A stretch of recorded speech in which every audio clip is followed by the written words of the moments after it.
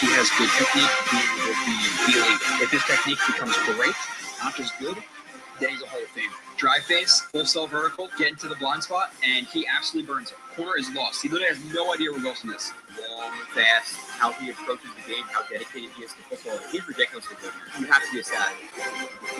This is actual film. It's actual football talk. It's a football show. Should go on football, not storylines.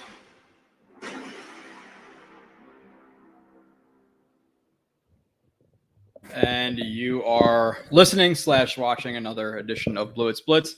Not a lot going on, so I am 1000% relying on you guys to bring up some topics. It might be a 30-minute show. It might be an hour show. It might be a 2-hour show. I really don't know. There is not a lot to talk about. Obviously, there's some film stuff. If you guys ever want to ask about individual players and to see a player or two that might prove a strength or prove a weakness, I could do that. Obviously, I talk to you guys. Again, not much going on. Mets just lost, a couple of hours ago to a 2-run homer at the top of the ninth, which was great. The Nets, I had a scare with the Nets this week. Thought that they were going to lose both KD and Kyrie. Not that either one are my favorite player, but you definitely want to win at least maybe a second-round playoff series when you have both those guys on your team, including James Harden. They played, 16 games together? So that was a little bit disappointing. Devils had the second pick. So there's some other sports stuff going on, but even with hockey done now, basketball done, it's just there's nothing. There's really nothing. So last episode, last Friday, I apologize a little bit. I was definitely a little bit under the weather. I got really sick after that show, and then I basically couldn't control my bowels for 2 days. So that was fun. Other news. Other than that, other housekeeping, upcoming shows. I think Ruckert and JJ are coming out very, very soon. They're supposed to come out actually yesterday or today. They didn't. So those 2 shows will be out. I'm recording with Marcus Coleman on Garrett Wilson soon. Hopefully, his schedule with what it is a little bit tough to match up, especially because I don't work 9 to 5. So I'll get that done with him. Let's see who's in here. Again, I have nothing. There's nothing brought to the table. So this is 1,000% you guys. Mike, what's up? Says this has to be the slowest time of the year for NFL topics. You could not be more true. There's little training camp stuff. There's, Jeff Smith versus DJ Montgomery versus Mims. There's Pinnock versus Ashton Davis versus Elijah Riley versus Will Parks is like an interesting battle we could talk about, but it's at this point, I'm pushing a lot. Like last year we would do shows once every month. And then we were like, okay, well, why not do it like every other week? And I was like, you know what? Like, let's just do it every single week. So I'm going to, like I said, do it every single week. I'm going to leave the shows that are kind of themed for Kyle. Again, we're going to do a 53-man roster prediction. We're going to rank the top 25 players on the Jets. We are going to go over the AFC East and stack up the position groups against the other teams, which we'll do next week. And maybe some of our top position groups, maybe like D-line, corner, against the league, and see where they really, stack up in terms of their ranking. So that'll be fun. Plenty of other shows to do, superlatives, that stuff, but I'm going to leave that for Kyle. And this show is just going to be strictly to talk to you guys again for however long. We're almost through. We're almost in July, and then training camp kicks up early or late July? It's late July, mid to late July kicks up. Then we have battles and stuff. So we're almost through it. We got like 2-3 weeks. Again, I have plenty of film to do. I still have Blake and Tomlinson to put out, DJ Reed, all these guys. So it's never really that slow for me. It's slow for talking to myself on a live stream for 2 hours, but that is what it is. You get used to it. What's up, Maximilian? What's up, Jeff Sanders? Sanders. What's up, Yoshi? What's up, Mike? Stephen Angle. Why Nets and not Knicks? There's not really a strong reason for that, to be completely honest. My grandpa was a Devils fan, so I'm a Devils fan. One of my best friends and his dad were Jets fans, and they took me to Jets games. My dad wasn't a big football fan, so I didn't really go with him. Mets, kind of the same with those 2 guys, Jets and Mets. And then Nets, I really don't know why, to be completely honest. I went to games with my grandpa when I was a kid. Maybe that's the first reason. But I remember just liking Jason Kidd and Kenyon Martin and like Keith Van Horn of those days. So maybe it was because, what was the NBA Live? You guys can probably tell me. What was the NBA Live with Jason Kidd on the cover? Was that like 2000, 2001? Maybe that was the reason. Like, I really don't know the exact reason I'm a Nets fan, to be completely honest. So, yeah, let's see. Did you see the video of Zach Wilson at tight end university next to Josh Allen? Zach looks swole.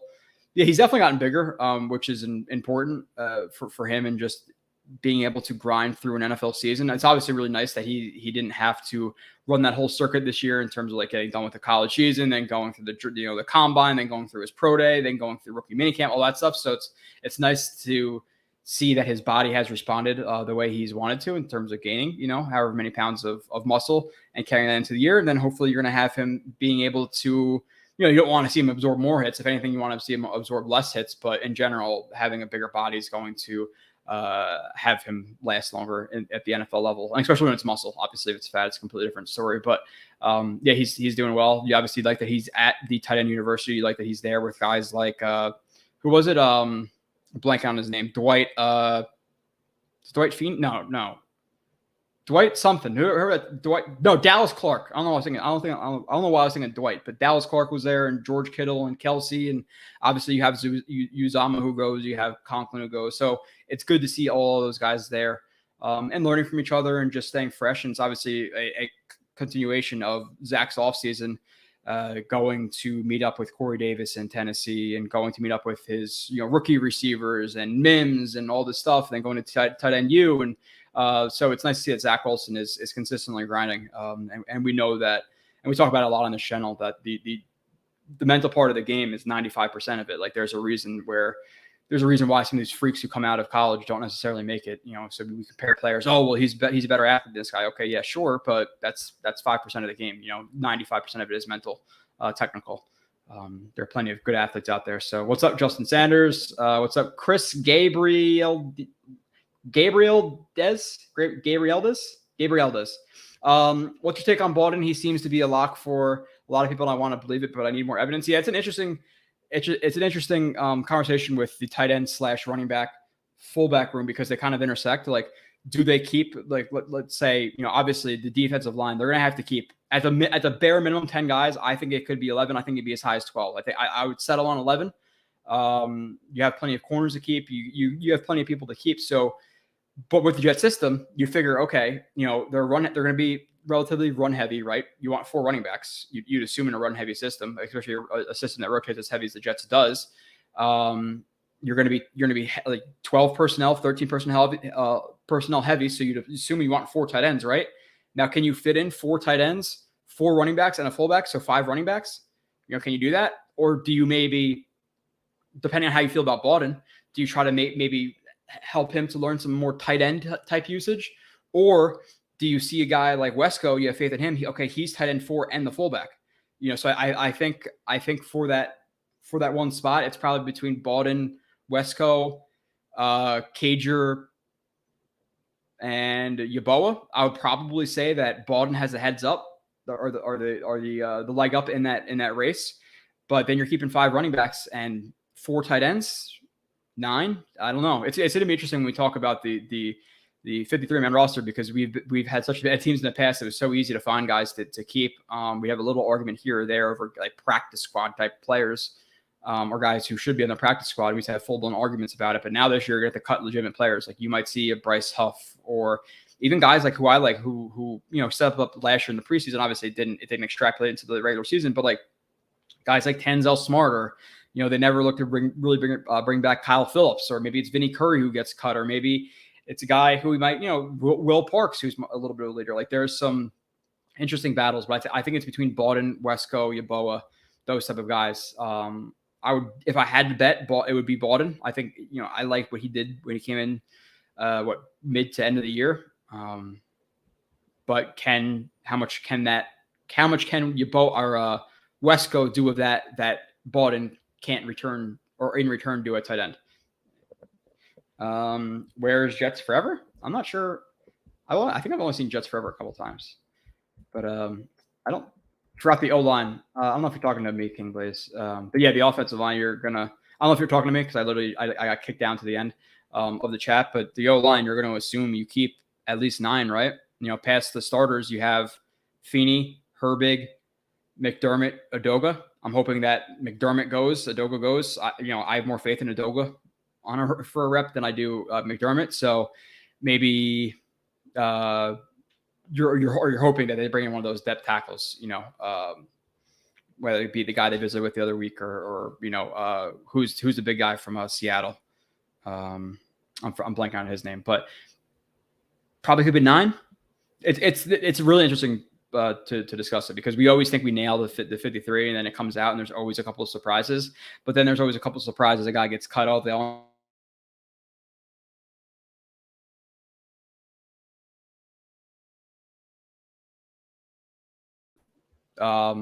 sorry for us a little bit. You have the 53 3 days later. I reset my router, so hopefully it's going to be pretty chill. Again, I just got to call Xfinity and start bitching, because that's what they usually do after the year. Oh, the year grace period's up, the honeymoon phase, and they start, completely, excuse my French, but fucking you, whether it be price or with internet connection. And you have to pay more. You lost a $25 package for extra 100 megabit. Like, it's all that stupid shit. And you just got to threaten them with going to Verizon 5 or something like that. So I know typically how to play that game. Some people are tough cookies to crack, and they call your bluff, and then I hope you like Fios. So I just don't know. Like, I have Xfinity, so I don't really. I don't think they're bad. Again, I'm just being a lazy asshole.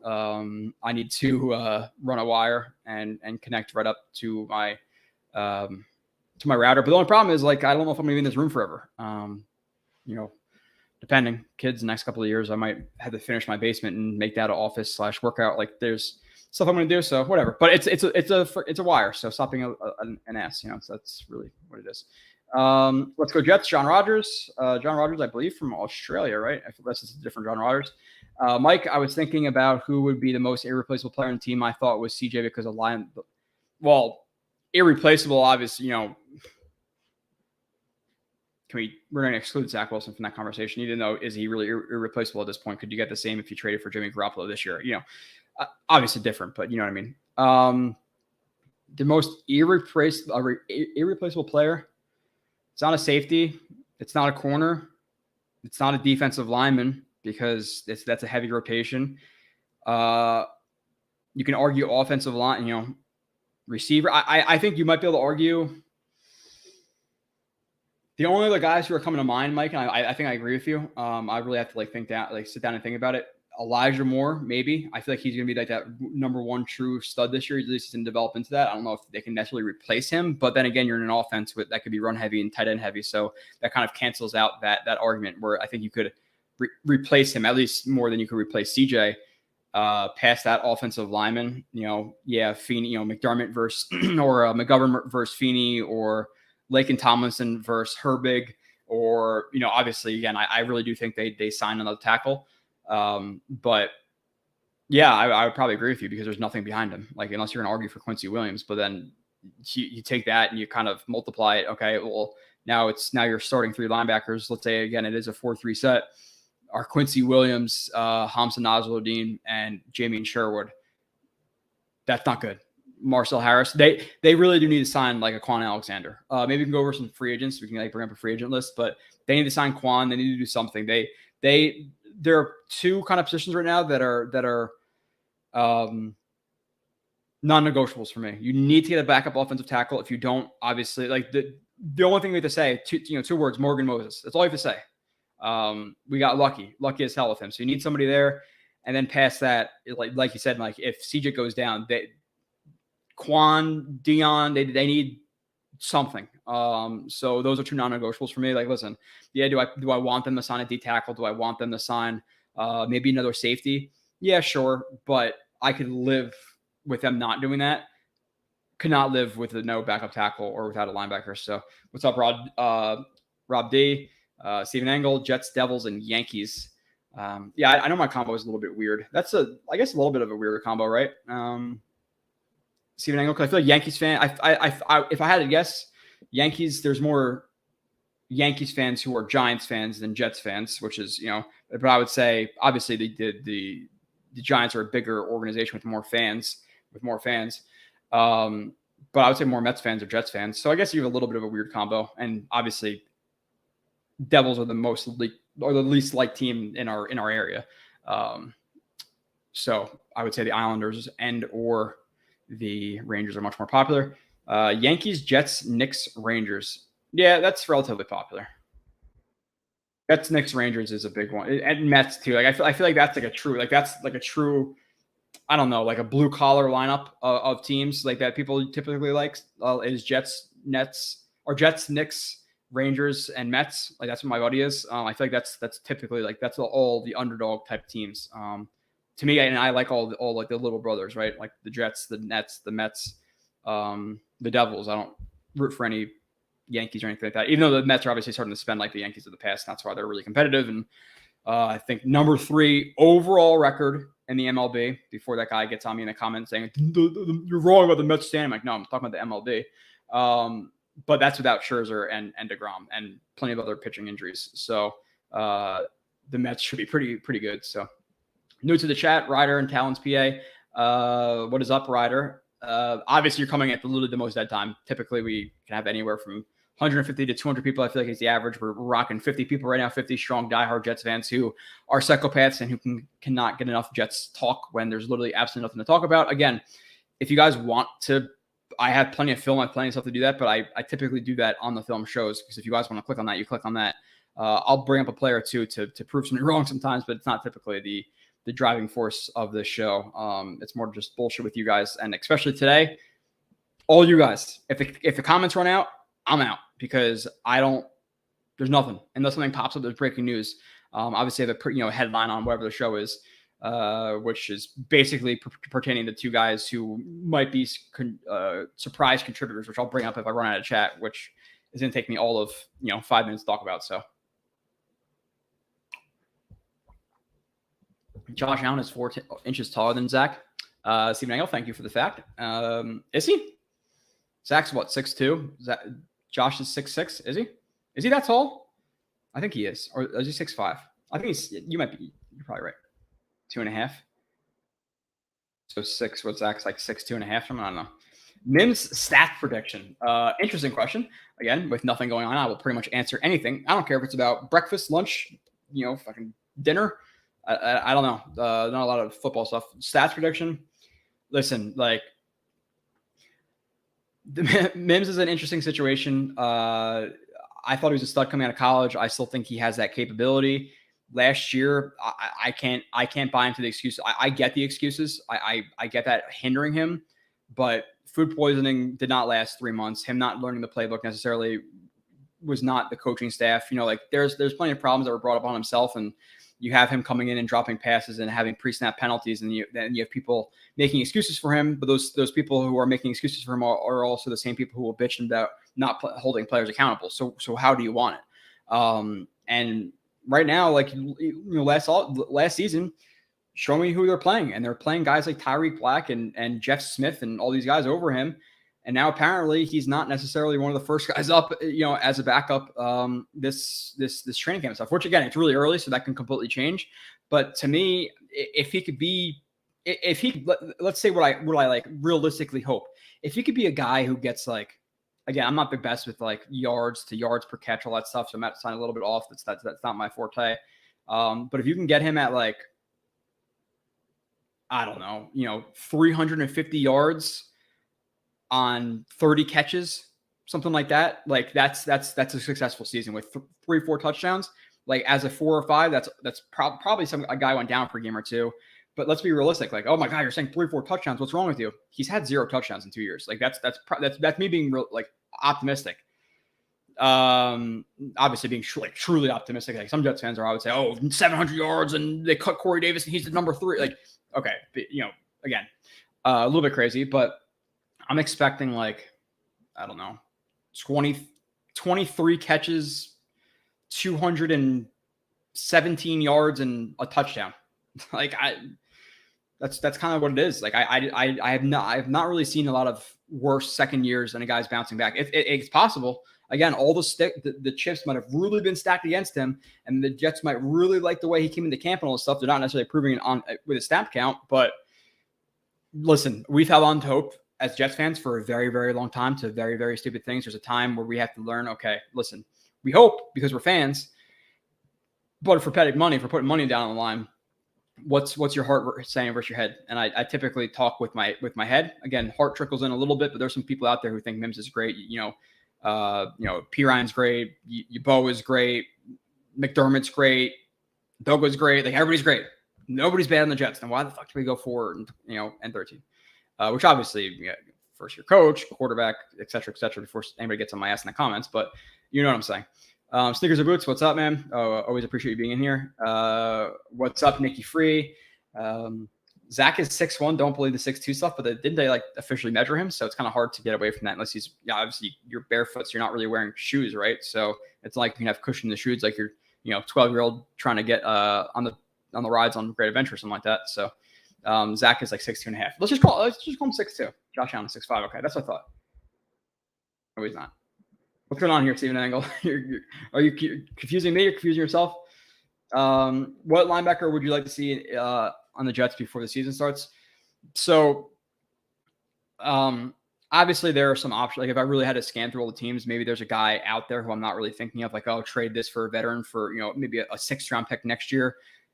Okay, maybe we could do that. And I would have to look at a lot of the options. I think the most frequently talked about options for the Jets, and maybe I could pull up a list to talk about other guys, but off the top of my head, it's Deion Jones or Quan Alexander. I would have to really dig into both of their film to give you an exact answer on who I would exactly prefer. My head says a little bit like I would like to see Deion Jones cut and figure out a way to pick up him because he had a couple of really good years, and then last year was when he really dropped off. But were 4 out of, let's just say 5. I think like a 5-year career, 5, 6, whatever it is.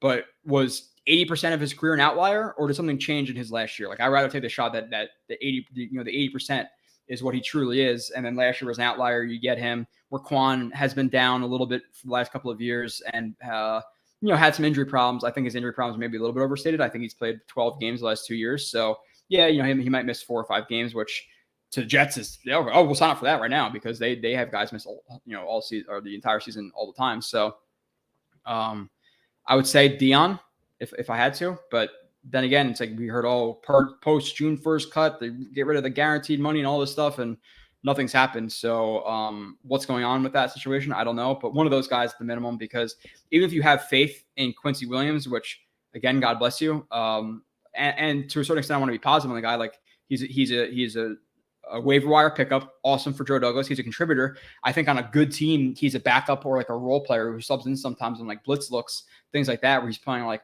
40, 50% of the snaps, not relied on to be the number 2 backer. So making him the number 3 would make me feel more comfortable, or even maybe the number 2 until Quan or Deion Jones proves otherwise. But you don't want him as your 2 solidified, and then your 3 being one of, again, Hamza, Harris, or what's his face, Sherwood. That's just, there's no way. So they have to bring in somebody. I think they know that. So we'll see. Because really, if you look at what they did, like they brought in Quincy Williams, but they didn't really. They lost Jared Davis. I guess you can say, okay, Jared Davis. Maybe Quincy Williams is what they expected Jared Davis to do. So it's kind of a 1-for-1 replacement, but still, it's not enough depth. So, let's see. Live finally. What's up, Joe? What's up, Aaron? Again, last week was a little bit weird. Again, I went through the rifle instructor course and graduated that, so that's pretty cool. But we had to do it on a Friday, so I know a lot of you guys were probably thrown off. But I believe they keep Bawden and cut Wesco. It's hard though, sneakers and boots, because then like with because again we kind of need to talk some stuff here. Is with this, who are the running backs you're keeping? Are you keeping 5? And if you're keeping 5 running backs, again, I don't, I'm sure you guys are all as bored as I am. Like I've already like trickled around a little bit with a 53-man roster prediction, but like try to fit that in your 53-man roster, sneakers and boots. Like keep Bawden, 4 running backs and 4 tight ends, right? Because you're going to assume that that's what they're going to do. Good luck on the defensive line when you get to that, and good luck to the corners, because you're going to end up cutting a guy who you do not want to cut. Like a lot of people, okay, you'd assume, right, with corners, which again, I'll leave a lot of this for like the roster prediction, but like obviously you have Sauce, you have DJ, you have Hall, you have Carter, you have Eccles, then Guidry, right? You'd say Guidry. I would assume Guidry. I think Guidry's a pretty solid backup slot corner, young and fast. I actually really like him. But then are you cutting, your special teams leader, that locker room guy, and Justin Hardy? I don't know. So try to keep Bawden, unless you're keeping 3 tight ends, which I don't think they could. I don't think that's the smartest idea. unless you think that Baldwin can play a little bit of like quasi tight end, because it's a tight end heavy personnel or a tight end heavy offense. And Uzama has some injury problems or an injury history. So, what happens if he goes down? Now, who's going to be they're going to run some 13. Who's going to be that guy? We have to assume some injuries are going to happen during the year, right? So I think you have to keep 4 tight ends. And again, unless you think Baldwin can play a little bit of that, but I'm interested to hear. I'm interested to do the 3-man roster prediction and kind of get your guys' reactions. So, can when you say something? It's 100% true. And that's why I hate talking to people like over text. Like I'm not a big texter. I am absolutely terrible at answering messages and things like that. Like I'll see it, like, I'll answer later and I won't do it.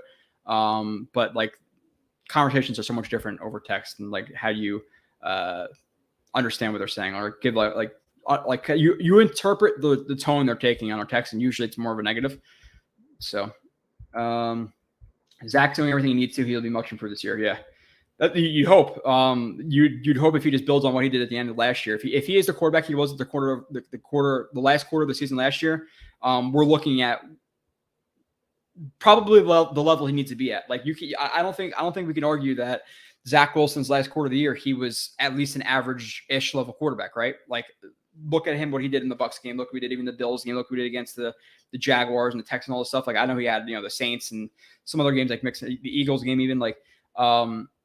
You'd want more than that, but I think that's like the minimum level. But I feel like the Bucs game, you're not really going to play much better than that. Like it's pretty hard. So I think Zach needs to build upon what he did last year, at least continue that trend upwards. And if you can get even better than that, great. But I need him to be at least an average level quarterback this year. And I think an average level quarterback behind this offensive line, this running game, and what they have at the skill players in terms of the pass catchers, I think that this should be at least an average offense, if not even better than that, which the last time we've said that was 2015.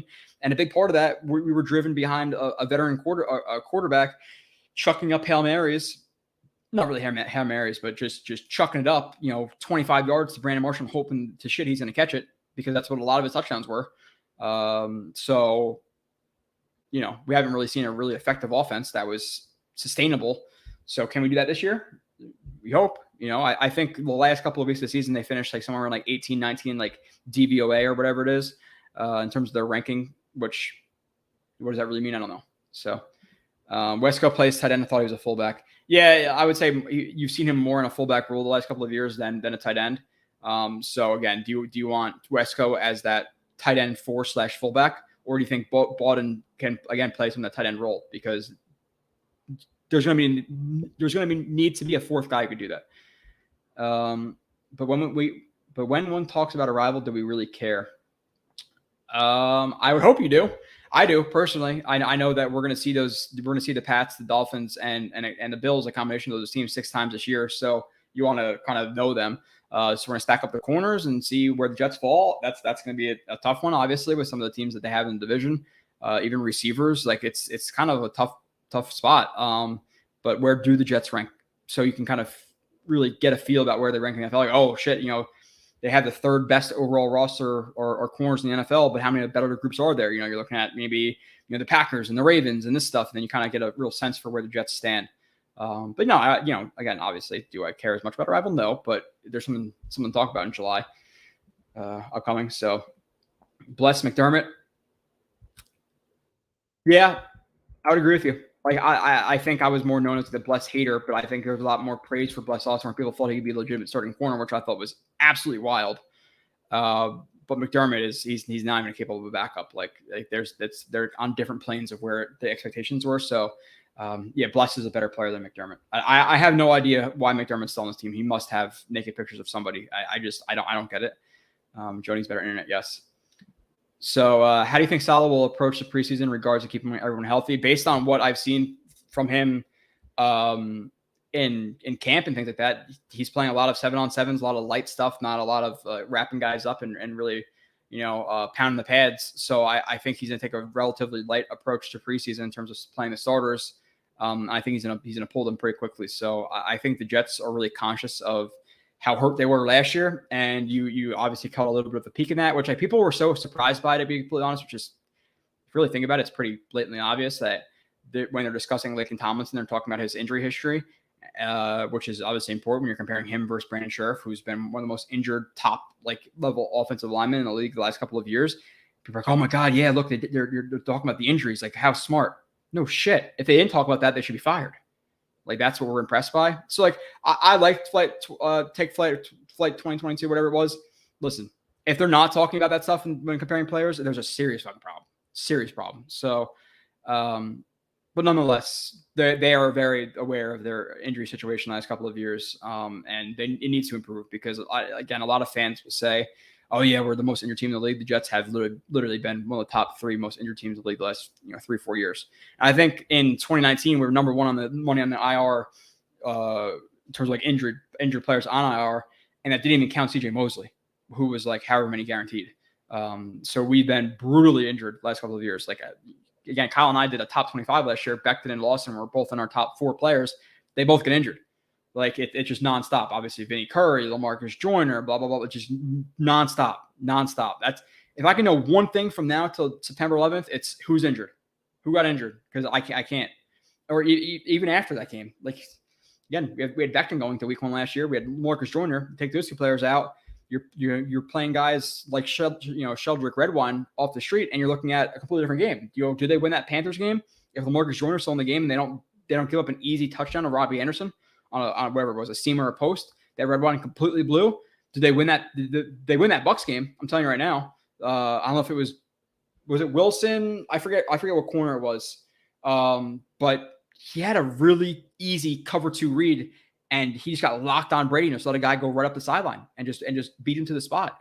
That's the most simple shit that they were just completely destroying last year. So, like, even the ones that you're not considering, like, Lawson and Becton, like, there's legitimately 2 games we could have won just Joyner over Redwine. And I think I'm relatively realistic with Joyner. Like, there's a reason he's getting $3 million a year. He's a low, if he's a low tier starting free safety, which, again, people will think as a big criticism, but it's a lot better than Redwine and Gerard Wilson and all these scrubs they brought in, last year. No offense to them, but let's be honest. So, do you think this coaching staff gets it right with Pinnock and he pans out? So the thing with Pinnock is, like, listen, he's physical, but his best trait in college was press coverage at Pitt. And now he's not going to be able to really do that unless they want to match him up against like tight ends and stuff like that. Like, yeah, he's physical, so maybe he's a little bit of like he's going to play high coverage, and then they're going to flex him down to play some man on some bigger safeties because on some bigger tight ends because his strength was press at Pitt. Maybe that's his role. Again, you guys, for the people who watch this every week, I don't have to show you again. The hype on Pinnock at the end of the season was completely fabricated. That was a fan thing because they saw a broadcast angle of him hitting a ball out. When in reality, in the All-22, it's really not that hard to find. You can type, you could literally go to the review of the Jaguars game and watch me talk about it, or you could just pull up the plays for yourself and watch from that 20,000 foot view and watch him get burned and then called up and then catch up. So yeah, it could happen, but is it like, building upon this big end of the season? Like, no, he got cooked against the Jaguars twice, got lucky. And even like the Texans game, wasn't he like in like an intermediate zone and like a guy just caught a ball right in front of him, missed a tackle and gave up a touchdown? Like, it's not like Pinnock was building upon something. So could it happen? Sure. He has a physicality. He, maybe he has a want to, all that stuff. And it's not like it's a stacked group that he's up against. So is it crazy to say, he could be a safety and beat out Will Parks or Elijah Riley? No. But at the same time, I think Elijah Riley, for what he was brought in to be last year, I think he was okay. I think Will Parks is a leader. So I think really you have your 2 starters with Joyner and Whitehead, and I think it's a kind of a 4-person battle for 2 jobs. That's my opinion, between Elijah Riley, Will Parks, Jason Pinnock, and Ashton Davis. People, they're definitely gonna bring in Ashton Davis. Why? If you told me right now, okay, regardless of the play, would you rather have Ashton Davis or Elijah Riley? I'm taking Elijah Riley. I'm taking Will Parks. So why does he deserve to make the team? And can Pinnock make that transition quick enough where they trust him? I don't know. LaMarcus Joyner's had some injury problems, so you're assuming you're gonna have to rely on him at some point. Obviously, you rely on all your backups at a certain point in the season. So, it's gonna be interesting. I think. I don't know. I really don't know. It's a hard one. My gut says that he's a practice squad guy, because I would have more faith in one of Parks or Elijah Riley over him. But can I see them saying, okay, well, Parks is obviously a little bit older, and Pinnock can develop. Okay, well, we'll bite that bullet, get a little bit of a worse player for future development versus Parks. So it could happen, but I don't know. If I had to bet, does he pan out? I'm taking the field and saying he doesn't. I have faith. I think a lot of people misconstrue me being honest and about players who's lack of faith or being a bad Jets fan or whatever. But I think a lot of people in here come for the honesty because you're plenty of people. Doesn't matter. Jets podcast, Jets live stream, Vikings live stream. You're going to get plenty of fans who say they're not positive, but they're blowing smoke up the team's ass every chance they get. Especially when the Jets are, combined 6 wins over the last couple of years and a completely lie of a 7-9 season in 2019. Like, it's what have they done? So yeah, there's some players on here on this team that people completely overhype that don't necessarily deserve it. I'm not saying that's exactly with Pinnock, but let's pump the brakes a little bit with him. Let's see if he makes the team first. To be honest, I'm kind of sad they got rid of Moses. Yeah, I wish I would have gotten or signed him back. But he got like $5-6 million from the Ravens. The thing is with him, he probably got a comp. Like he's young enough. What, he's like 31, 32, where he could still get a relatively, let's say, a large deal. Like, let's say he balls out with the Ravens this year. Can he get a 2-year, $20 million contract easily? If he really plays that well this year, and okay, I have 2 years, I'm healthy, all this stuff. Okay, he could do that. Like, especially with how the market's going to explode. Where with the Jets, okay, hey, Moses, you're coming back, but obviously Fant played really well last year. Becton's come back. Okay, you're going to play that backup. So it was going to be a little bit hard to get him. Blitz bring in the guy that was like Eric Fisher or who's the guy from the freaking Dwayne Brown, I think it is, or the guy who I'm completely blanking out who they brought in the other week to visit. They need something there. It cannot be McDermott or Doga coming in if they have an injury. And listen, again, I'm not going to get into the Becton stuff, but if you're confident in Becton playing 17 games, God bless you, because I'm not.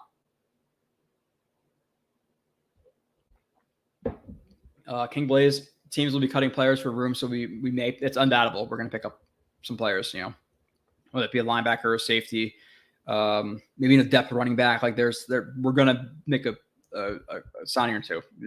We're higher on the waiver priority, right? And we'd be crazy to think that there's not teams cutting players that are better than our fourth or fifth guy, So let's see. Joe Schobert over Quan. Is Joe Schobert still a free agent? I thought he signed somewhere. TJ, I could be wrong, TJ. But let me know. Oh, I didn't realize I am very far behind in the chats. I'm like trying to hit on these things a little bit longer than I would, and I'm already 20 minutes behind the chat. So you guys are killing it. So I appreciate that. I'm not sure. I'm always afraid to scroll down though because it's like 20 minutes of stuff, and it's like 3 comments. You're like, oh shit. Yep, it is July or almost July. So Dakota J, Jets. Yep, for sure. I know I'm getting with my that's a weird way to say. I was gonna say getting with my friend. I'm hanging out with my buddy on Saturday, and we're hammering down our Green Bay trip. I put the vacation days in for it, but we're gonna figure out. So flights to Green Bay were like $800-900, like directly there. I rather fly. I think it's like Chicago for like $250-300, and then drive a rental car. 4 of us, we split it. What max is going to be 50 to 100 people or 100 people, $50 to $100. So I think that's what I'm going to do. Maybe get a deep dish or whatever while I'm in Chicago, but we'll see. I want to hit a lot of the breweries and stuff in Green Bay. I love going to away games and seeing all the stadiums again. That's my number one mission. Might do Minnesota. I think next year, correct me if I'm wrong, chat, that the Jets play the NFC East, and I think they play in Dallas. So next year is Dallas undoubtedly if they go there, because that's one of the stadiums I want to see the most. There, I want to see Vegas for obvious reasons. But there's, I think it's Dallas. So let's see. That's my only team mainly. The Jets are mainly like if I had to trade one Jets Super Bowl for all of my other teams winning twice, I would trade I need that Jets Super Bowl. I couldn't care less. Like I would take one Jets Super Bowl for the next, or just knowing the Jets win one over all of my teams, and just saying, hey, they never win again, but the Jets win by the time you're able to celebrate it. Like, hopefully I'm not 70. No offense to people who are 70, 75. Maybe you can still pound, but I feel like the way I'm living life, maybe I won't be the best at 70, 75. So I want to be able to go there and freaking like it's an unwritten rule. All the people who I'm going with, if we ever get a home playoff game, if you don't show up and you're not painting your chest, you're not going to that game shirtless with your chest painted, you're not my guy. You can't come on the bus, because that's what I'm doing. I know that's what my friends are doing. I cannot wait. I cannot imagine Jets home playoff game. I think I would go to a wild card divisional. Past that, the Jets have an AFC championship game at home. can you really say no? I don't know if I could go. I don't know. I am relatively good at knowing my limits, and I do not know if I go to that game, if I drink and they lose on a last second field goal and then there's another fan talking shit, I don't know if I'm going to be able to maintain my job. I can't. I can't. So divisional, okay, you can convince me. Championship, I'm definitely not going to the Super Bowl. I would definitely never go to the Super Bowl. That's 1,000%. I know a lot of people are like kind of that's a discussion. I can never go there. I have to watch at my house, silent, black room, as loud as I can go. Not even my wife in the room, like nothing. Not even the guys I go to the games with. I couldn't do it. I would have to take a Xanax or something because I'd give myself a heart attack. So, do you think from Jinpak, do you think Zach could use a chip on his shoulder? In terms of what, I listen to me, like and it's very simple. It kind of goes to all players. If you're not, and this is kind of something that Salah echoes, which I don't necessarily, I think I disagree with less than other people do. Like, there shouldn't need to be that chip on a player's shoulder to motivate him or like for him to prove people wrong. Like, you're in the NFL, like you should love football, and that's all that should matter. And like, I watched the Garrett Wilson interview on like, was it like the Pivot the podcast or whatever it is with like Ryan Clark and Channing Crowder and I forget the other guy. But like Garrett Wilson's like motivated by football. I think Zach Wilson's motivated by football. I think Brees Hall is motivated by football. Like, I think that's what they want. Like, and they said that in Flight again, the series. They said I don't exactly remember the exact quote, but to the effect of they want guys who love the game first and foremost. And I think that's something that's probably maybe a little bit overstated, but not understood, even though when it's said, so a chip from what? I think there's a large enough chip already being a quarterback in the NFL, a quarterback in New York as well. Like it's that, but yeah, you know what I'm saying. Nathan Cosgrove, Jets and Cavs. Interesting. I wonder when you started liking the Cavs. Obviously, like they had Larry Hughes and stuff before LeBron, right? Or did Larry Hughes come after LeBron got there? But like I know obviously the Cavs teams of like was like Coleman, or Drew Gooden and Ilgauskas and Varejao, Larry Hughes. Who else was on that team? I forget. Like that's the Cavs I remember. LeBron came in what year? Like early, like what, 2002, 2003. He came into the NBA. Or am I completely off on that? Mid 2000s? I forget when LeBron came in, but I was 10, 11. So that's really what I remember. Nicholas Joseph, never catch a live stream, but watch every single one. Keep killing it, my dude. We appreciate you. I appreciate you, Nicholas. Again, one, just for being here when almost 100 of you, when there's absolutely nothing going on, and just seeing me talk to pretty much myself and you guys. Appreciate it. Again, if you guys ever go into a game, let me know. Week 1, I've promoted this a little bit. I'm not going like the Jets Lounge and Sack Exchange and all those guys, like they're doing like the lounge for the game.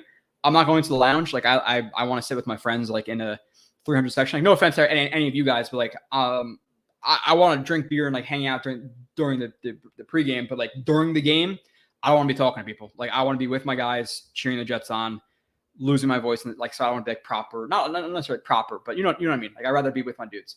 So, but if you're going to that game, I think we park in J1 already because it's really close to the exits. There's a bunch of porta potties. I think everybody's going to Gotham City Crew, which is in J2. They're literally a baseball throw away from where I park. So I'm probably just gonna pull the bus a little bit closer. We'll be like walking distance from there. We'll stop by, whatever. Me and my buddies, and there's gonna be a ton of people there. Obviously, like Tyson and Ryan and Matt O'Leary and Green Bean and all these people. Obviously, Claudio from Gotham City Crew, who I've seen multiple times, just like passing by, going to away games. So make sure you guys come out because I met a couple of you guys last year. Really cool people. I know Huffer, whatever his name is, was in here the other day. He went to a game and met him and a bunch of other people, so it's cool. So would you say Moore is your pick for breakout player, Joe, or is it someone else? Like it depends, Mike, on how you define breakout. Because I think Moore broke out to a certain extent last year towards the end in the last couple of weeks. But if we're talking about like that legitimate level, yeah, it would probably be Moore. Other than that, like breakout type candidates. I really like Conklin, but I think with this system, it's going to be a pretty heavy rotation, so I don't think he's going to really have like that breakout label. But yeah, it's probably Elijah Moore. I think Quincy Williams to a certain extent, even though I was kind of just talking shit about the linebackers, he could have a breakout year, like prove to be a starter. I'm not saying that's impossible. I think a guy like JFM is going to kind of reassert himself with Jets fans. I think you saw a guy get a contract and then, not produce sacks and pressure. Like I'm not going to excuse him. He definitely was a disappointment after he signed the contract, but you're also playing a guy who's supposed to, or you're paying a guy to be an interior defensive lineman in terms of rushing. That's where he's making his hay or making his money, whatever, his bread. And you're putting him on the outside a lot because of obviously some injuries and things like that. So I would say more Quincy, JFM, but JFM got a $14 million contract a year or whatever it is. So he's not like really a breakout, but yeah, more I would say. So dinner just had Caesar salad and a meatball parm sub. Are you one of those guys, Steven Engel, who eats a Caesar salad and thinks it's really healthier than it is because the dressing is like 1,000 freaking calories with just those things? So, but I'm assuming based on the meatball parm, it's not the case. Even though maybe you just like there's those people who will eat like McDonald's, but then you get a salad with them. Like, I ate a salad. But that sounds delicious right now. Unfortunately for me, again, so I dropped 10 pounds in that one day from going to the bathroom. And then the next day, like I was feeling good. I had, whatever, couldn't eat. And then like the next day I felt like, well, I was like, screw it. I ordered, we had pizza on Friday night. So when you guys were watching the stream, we ordered pizza. It was a Sicilian and I couldn't eat it. So then on like Monday, I think it was like Monday, I had 3 Sicilian pieces and like my stomach was so empty that I ate it and I felt like shit for like 20 hours after that. So I could try to eat a meatball parm sub and I would love it, but I would feel like absolute balls. I just had like noodles and chicken and I still feel like shit. And that was healthy. And that was like, I don't know, 11 o'clock. So like the video. Yes, do that. Long time from the Devils, Steven. I am to the point with the Devils where they need to prove it. Like they have young talent like Heischer and Bratt and Hughes and Luke Hughes. And we thought Wood was going to be good. But obviously he disappointed. But they're at the point now where like it's been so long with them doing absolute shit that they need to prove it. And of course this year they have the number 2 pick. And like the only thing I hear, again, I'm not the biggest hockey fan, is like the top 5. Like it's any people have their own order. Like it's not like a solidified 1-2. Like it was like Jack Hughes and the Rangers homeboy. I forget his name off the top of my head. So where would you put Salah in current head coaching rankings? From Rob D. Appreciate the question. Pretty low, right? Like I think there's the optimistic ranking. I like the optimistic ranking of him. Or I think there's an optimistic ranking of him, like where like you say, okay, well next year he's gonna be an average level coach, but what did he do last year? Like, listen, he's a defensive guy. He had the worst defense in the NFL, if not one of them, but one of the historically worst Jets defenses. So, and he led the team to a 4-13 record. So very low right now in terms of current head coaching rankings. But then you could put him past, I think, like, yeah, he had a worse year or worse year than some guys like, I'm not doing well with names right now, but like there's other coaches on other teams who are on the hot seat, but with more wins because they had a better team, where I think Salah might be ahead of some of those guys, but you're still going to see bottom 10 right now in terms of like power rankings easily. I'm hoping this year is a big step up for him. So went in 2012 Dakota, but lost him. Okay, let's see. Have you seen the film 12 Mighty Orphans? Great movie. No. Reminds me of The Little Rascals, but no, I have not seen 12 Mighty Orphans. I just TV shows. I watched. I finished a little bit of Peaky Blinders. I think I have 2 episodes left. I watched Stranger Things with my wife. There's some shows that like I don't necessarily love, but you have to find those shows to watch with your wife as well. The Boys is one I had to drag her into, but then it started getting really good. The Boys is an awesome show on Amazon Prime. I watched Ozark, classic like Breaking Bad, Dexter, Game of Thrones. Like I watched a lot of that stuff. But right now, I think Stranger Things comes back out July 1st, and then The Boys episode comes out. I hope it's tonight. I really like that show. It's a good show. It's fun. I like shows that are unpredictable. Like I hate like the stupid like romantic comedy bullshit where like, okay, guy and a girl, they meet, they're living their separate lives. It's great. They meet. It's fantastic. They have some big blow up. They separate. Oh no, it's so sad. And then they meet up again and it's all great. Like I hate that shit. I like people like, holy fuck, that character died. Like no way he died. Like I like that. I like when the main character, he's gonna get out. Like to a certain extent, it kind of happens a little bit with the Game of Thrones. No, I'm not going to spoil anything, but there's certain characters who are like at first will just die. Like the main character will die. I love that. But towards the end, like you kind of have like the 3, 4, 5 main characters who you have a pretty good feeling are not going to die. Even though some of them do, but I like unpredictableness or unpredictability. Yeah, that's the word.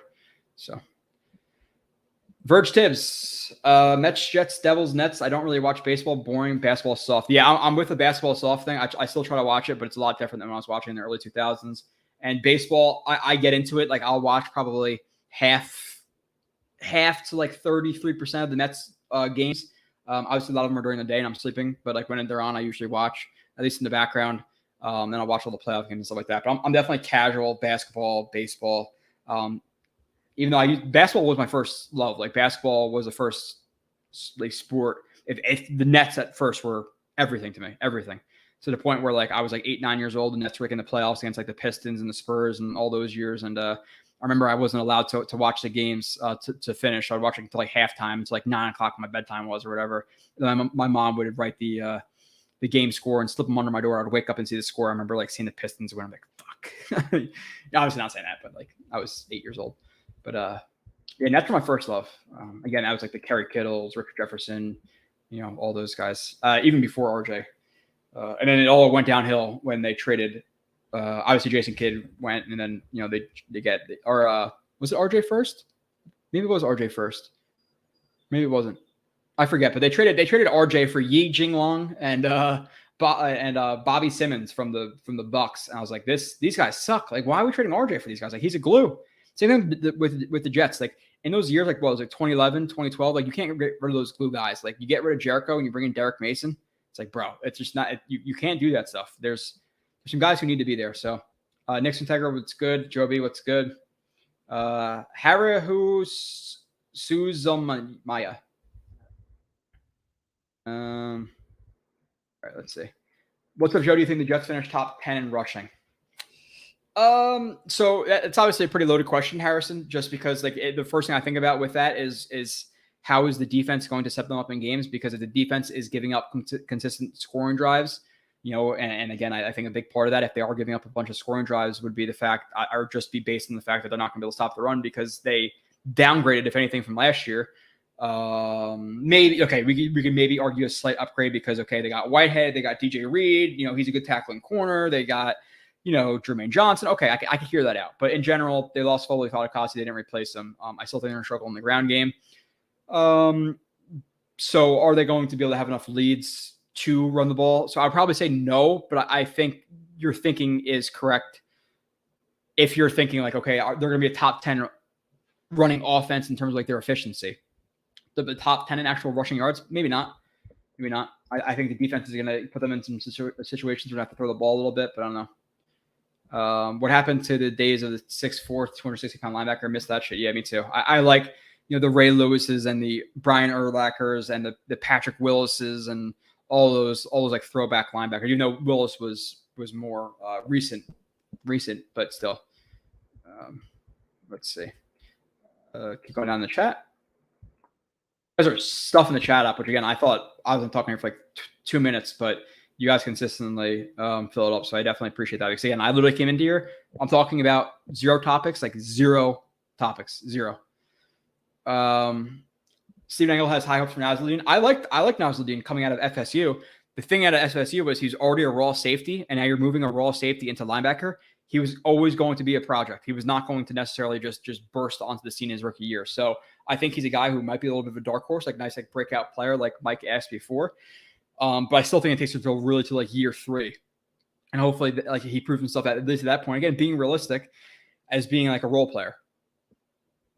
So do other teams require all receivers to know all the no, there are some more receivers that are more stagnant than Jets, but the Jets like to mix up their guys enough where they want them to know all positions. Like you don't want to be stagnant. Like you don't want to always know, okay, Corey's always isolated on the backside of 1x3 or 3x1s, or okay, Garrett Wilson's always gonna have a free release or this. Like you want guys who can do everything, especially as backups too, because who says who's gonna get injured? Like it's Mims' problem too. Like listen, I don't know if that's a Mims question because that's kind of one of the Mims storylines last year. Like, oh, should he have to know all the positions?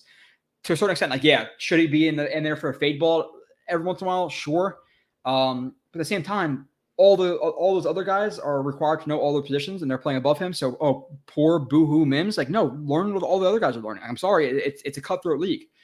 So, but yeah, I would say a lot of systems do Jin Pak. Not all of them, but you want to have guys who are versatile. It's not stagnant anymore. You have so many bunch sets and stacks and things like that you could be thrown into a different position just based on a defensive shift or anything like that. So you might be required to fill another role. You can't always just line up and oh well, I'm the Z now. Like it can't always be like that. So do you think the Jets will be a playoff team next year?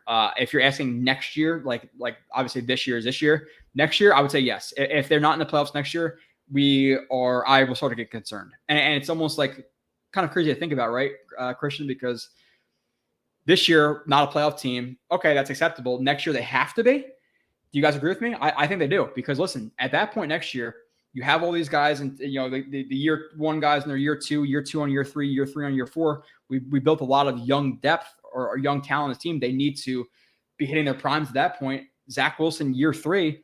Listen, year three, maybe you have year four and you sign a deal and you can move some money around, but like they need to compete next year and the year after that. Like I would say the next 4 years are the real like Super Bowl window. Like I get that Zach Wilson's going to be signed before 4 years, but there's always a way to move money around where you can make it affordable, like hold on to that veteran for another year or two. And then listen, we're going to have to take a hit for year 6 and 7 of Wilson because we pushed the money. Okay, that's fine. But we're going to take that window, that year 2 through 6. Okay.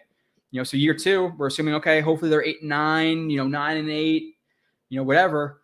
Next year, year 3, you really need to start winning some games because it's really like that year 3, 4, maybe 5 that you're really going balls to the wall and trying to win that Super Bowl. So they need to be at least a playoff team year 3 to me. I think anything past or less than that's a disappointment. So without obviously knowing how everything folds or unfolds, but they're going to have plenty of capital next year. They're going to have plenty of cap. So, what's up, Marvin? TJ, is Rucker not capable of playing quasi fullback if need be? Quasi fullback, but it's more like split zones, getting to the second level on like stretch plays or reverses. Like that's okay. But if you're going to ask him to play fullback and like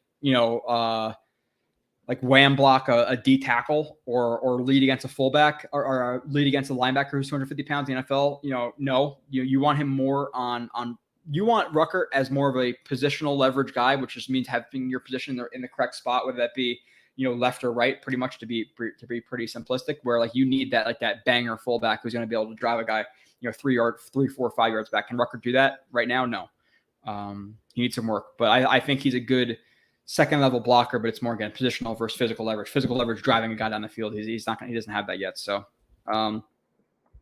really good. It'll be a good idea to do to the 53-man rush prediction after week 2 of preseason probably. Yeah, we'll do it pretty close to the season because we want to see these guys perform. I'm sure there's a guy like I have it as my 53 right now. There might be 2, 3, 4 guys who perform in preseason and then really step up. I'm like, okay, yeah, Pinnock is that guy, and we're maybe right now I have Will Parks over him or something like that. So, yeah. Douglas did his absolute best job, right? So.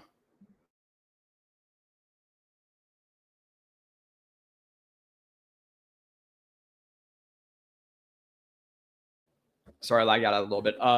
Do I want to have faith in Mims to do what I think he can or thought he could do coming out of Baylor? Sure, but at the same time, like Jennifer highlights, McDermott, a backup offensive tackle who's probably shouldn't be a backup offensive tackle, at least in the Jets, has more touchdowns than Mims. And obviously, trick play, all that stuff. But if you pulled just Jets fans in general, if I told you everybody in this chat right now, Mims didn't have 0 touchdowns after 2 years when they drafted him, what would you guys say? Would there be one guy who believed me? So like now I get one and have faith in year 3, but listen, we were really optimistic year 1 too, right? Let's say so. Stephen Engel, a lot of fluff in Flight 2022. Yeah, of course, Stephen Engel, which again, people will go crazy about it. I like it. I definitely like to fan out for a couple of hours and watch it, but then after you're like, okay, what would you really grab? I think like overall, maybe it's a little bit cleaner for the players to stay in-house and have all the positivity, where Hard Knocks, maybe they expose some weakness or whatever. So I think that's a safer bet, but Hard Knocks is definitely a better product. It just is. So Harold H., I think they need to play Zach in all 3 preseason games this year. Felt the rhythm he had in the first 2 games. Yeah. No, Harold, I don't think that's a bad idea. Does he play the 3rd one? Maybe not, but if you want to play him for a drive, I wouldn't. Obviously, if he's playing with starters, I don't think that's anything crazy. It just preseason scares the shit out of me for obvious reasons, right? Like I don't want to say the words. So GVH, considering injury history, having not played in the system and never reaching 10 sacks, what do you expect of Lawson this year in our D? Yeah, this is the biggest part of this whole question, obviously, GVH, and you know this, you typed it, is those first 3 words, considering injury history. Because if you would tell me Carl Lawson is going to be healthy this entire year, I think he's enough of like, a grinder to come back healthy, which obviously to a certain extent you cannot control that. He can't control himself tearing his ACL or his Achilles, line up to take a snap or, rush Aaron Rodgers or whatever. But I have faith in him coming back and being and being ready and being an 8, 9, 10 sack guy. But what's the over under on his games played? Like if I were to say, off the top of my head, it's hard to think, but like if I said, okay, Carl Lawson's going to play in 12 and a half games over under, if you guys are legitimately betting, like I know your heart wants to say over, but is it the under? So, and I think in terms of the second part of the question, the system, it's really simple for edge rushers. Go get the quarterback. It's simple, so I'm not concerned about that. Never reaching 10 sacks. And especially for Lawson to the system, like go get the quarterback, where they're going to bring in guys like JJ, et cetera, to help stuff the run. I don't think that's going to be where they want Lawson playing, especially coming off that injury. But the not reaching 10 sacks thing, he got plenty of pressures quickly enough where he didn't have talent around him, where I think he could have gotten 10 sacks in his career. Like the review I did of Lawson coming to the Jets, even though he had like 5 sacks, it was still very, very, very impressive film. So I think he can do it. How are the injuries going to play out? Obviously. So hit that like button. Agree with you. Jamie, slap the shit out that like. Appreciate you too. Obviously. You got to be careful, Jamie. I love myself some Big Joey D. There are some savages in that chat. You got to watch it. But yeah, I love some Joey D too. Let's see. Blewett, how's it going? What's going on, Pirlo? Again, you guys are blowing up the chat. I thought we were gonna be talking about nothing. I thought I was pretty much ready to head off at 7:00, but you guys are. I'm already 3 hours or 30 minutes behind. So Pirlo just started The Boys. I'd be curious to see what episode you're on. It gets like every other show for the most part. It gets a lot better. Like just the first scene or one of the first scenes of this last season was ridiculous. Like it's again unexpected. I like that stuff. Riley's my dude. Went to my high school, Newfield, represent. Yeah, and again, I think the Jets were impressed when they brought him in. So, what's to say that he doesn't make the team over in Ashton Davis? Like, why is Ashton Davis a lock for some people? He shouldn't be. No way. So, Hawk, what's up? What's up, Hawk? Joby, do you think we're going to end up trading Bryce Huff for Brandon Eccles early this season? I don't think Eccles. I think Eccles again was a guy who was a slam dunk pick for a 6th round guy. But he's really like, and again, who am I to cap his ceiling? But you'd think, okay, him being a 4th or 5th string guy is really successful for, a 6th round pick. Like that's a slam dunk. Now, could he ever be better than that? Maybe. But I think you keep him as a 4 or 5, really cheap contract. Now Huff, if you're forced to cut him, and with Eccles, like who's making the team over him? Like there's not 6 guys who should make it over him, so you keep him. Now with Huff. Again, we don't have to rehash all the names, but you have the Martins, the Currys, et cetera, et cetera. So does he make it? Maybe not. I personally keep Huff because I like him in a limited sample size as a UDFA. But who's to say that they don't trade him? If they can get a 6th round pick or whatever it was for Blake Cashman, they can get a pick for Brandon for Bryce Huff. Do I think we end up trading either one of those? No, I think that they both make the team, but we'll see because Huff hasn't really done anything since. 2 years ago when he was obviously playing under Adam Gase. He hasn't proven anything last year. He was injured and et cetera. So, rather, yes, thank you. I was saying that before. So, training can't be open to the public from Marvin Guns. I know last year they limited the access. I personally won't be going because it's fun, but it's really not. And then dealing with the traffic, driving back from up north to south on like a Friday or Saturday for me, I'm not doing it. Like I'll read the tweets, whatever. prove it to me in preseason and the regular season. I've seen way too many guys in training camp that flash and they don't do anything. Guys who play really well or play really poorly, or like the training camp darlings. Like I remember, was it Romar Morris a couple of years ago, like UNC or UCLA, whatever running back I think it was UNC running back who like balled out and then does absolutely nothing. So, but yeah, there'll be some practices. I'm just not all about it anymore. So, what's up, Joe? What's up, MB99? Appreciate being in here. TJ Schobert got cut by Steelers before the draft. Hasn't signed anywhere yet. Good. Okay. Yeah. That's another name I recognize. Again, watching these guys individually, would I have stronger opinions? Yes. I can't pick. Yeah, 100%. I definitely rather have Schobert over Quan Alexander. I don't know, but watching from the beginning, but wanted to wish you a happy and safe 4th, especially if you are working. Yeah, I'll be working. I have off the 1st, 2nd, but then I go in on the night of the 3rd and the night of the 4th. I forget, but yeah. Square Peg, sub show. Just wanted to say hi. You're the best. Gonna go watch in the beginning. Square Peg, I appreciate the quick drop in, and I appreciate the compliment, of course. Marvin Guns, I saw a wildcard game at Shea Stadium. Wow. And to be honest, like top of my head, when they moved out of Shea, like what year was that? If I had to guess, again, I should probably be better with my Jets history. I'm kind of like ignorant to the past to a certain extent, which is kind of stupid. But what did they move out of Shea? Like late 80s, mid 80s? Am I wrong? I don't know exactly when they moved out of Shea, but obviously a while ago, and then the Jets really haven't hosted many games since then. I would just, again, it's been rehashed so many times this off season, but like we just want to see it in the hunt. That's what everybody says. I can't imagine going to a home wildcard game. It'd be crazy.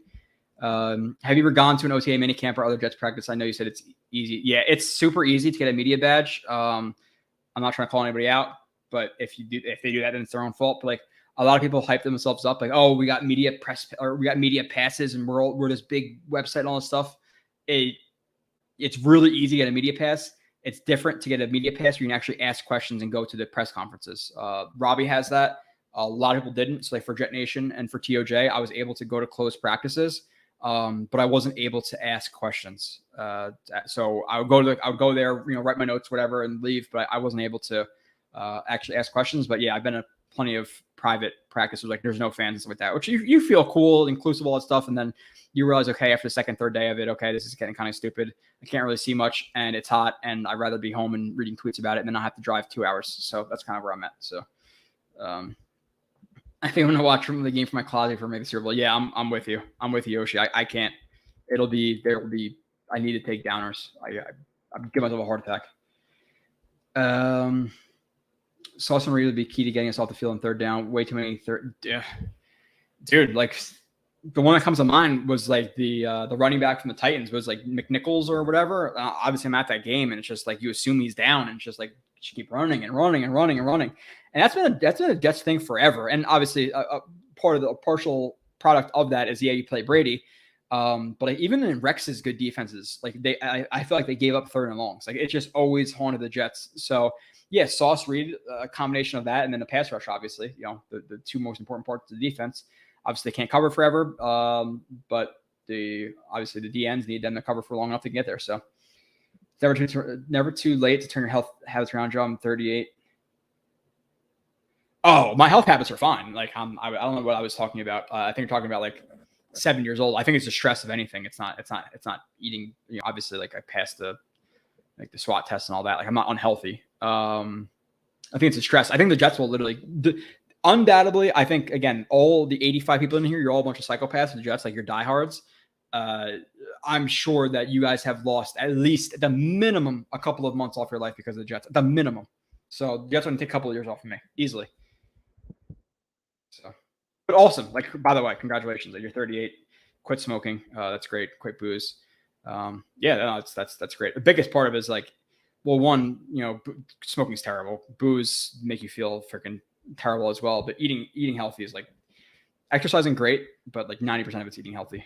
90% of it, obviously, depending on what you're trying to do. If you're trying to, bodybuild and so that's a little bit different. But that's awesome, Hawk. A lot of people are being nice in here too, so I appreciate you guys shouting Hawk out. Chris, finally get a chance to listen while at work. I wonder what you're doing at work. I hope it's like an AirPod. You're not going to get in trouble, but I appreciate that. I can tell you if I got really quickly because again, there's nothing really going on. I know I'm a little bit behind the chat, but we'll catch up. There's a really funny work story, or semi-funny, but I'll make it quick. I was a security guard at a hospital when I was, I don't know, like 20, whatever. And there was this Twitter account, and it said, it's like it was because of my guy. I'm not sure if you guys follow that, but I used to follow them. And it was one of my first couple of weeks on security on the baby floor, and there's nurses walking by and all this stuff. I'm at the front desk, buzzing people in, et cetera, security guard stuff. And I click on like a because of my guy video, and it's like, oh, watch this sick soccer trick. And I click on the video, and it's just like, like that classic like porn girl sound, like moaning. And when I click on it, my volume's up, and that sound goes off, and a nurse is walking by, and like she kind of like peeks over at me, and like keeps walking, like holy shit, like he's watching fucking porn at work.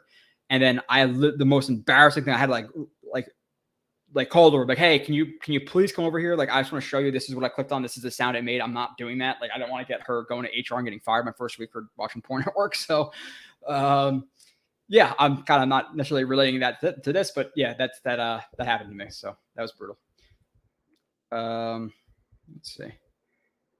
I love it when Joe Blitz starts short circuiting. Yeah, it's a problem with me talking so fast is if I don't have a good runway, sometimes I trip over myself.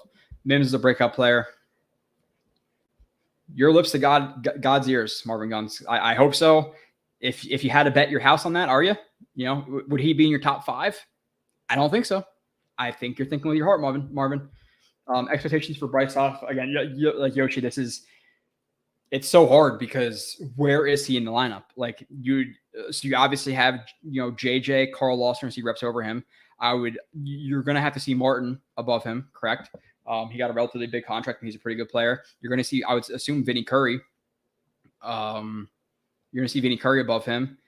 Michael Clemens is probably gonna be above him, so like he's gonna be like your 5th or 6th DN. So I think he'd be a better player than, so maybe they trade him for that reason. Like, hey, go prove it somewhere else. But I think you're expecting 2-3 sacks, on a rotation, which again for UDFA, cool. But I think he'd do even better than that. So I keep seeing we might cut Huff. It's because of it's who are you going to cut? There's so many players on the defensive line. So he hasn't really done anything last year. He's been injured. So Jets all day and Jets for, of course, Jets will make their 2nd Super Bowl soon enough. In 4 or 5 years, Dakota. Yeah, that's the plan. Rookie quarterbacks. That's when teams make it. So if we're going to make it, it's got to be the next 2-3 years. So, Ryder, your in-depth player analysis on Unmatched. I'm impressed with your knowledge. Appreciate that. Yeah, I know I do like a lot of like longer videos. A lot of people, if they're doing like highlights, or not highlights, like breakdowns of players, it's like 5 to 15, 20 minutes. Like I know that's the proper attention span for people, and I know even shortening down and putting more production into it would be more beneficial to me in terms of views and things like that. But I'm here for the diehards who don't give a shit about that stuff and just want to watch 2 hours of breakdown. Like, and I know that's a very small percentage of people, but that's what I like to do. I want to waste 40, 50 minutes, 2 hours of my time editing something when I could be watching film. That's just so, but I appreciate that. So Dexter's my all-time favorite show. Loved it. I like Dexter.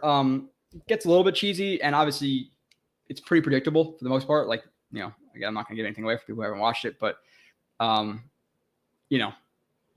little bit too predictable for me, but I like it. The ending of it absolutely sucked. And I think the ending, the next ending also kind of sucked, but nonetheless, I get things like chicken parm, but tell them to put it in a wrap. Sure. Not totally healthy, but cutting out the bread. Yeah. Yeah. Well, obviously you're hoping it's like, even wheat and like all that stuff, like wheat bread's still bad. Like people are, oh, brown rice is so much healthier than white. It's really not. It's kind of the same thing, but yeah, the cheese is going to kill you. Cheese and bread. Let's see.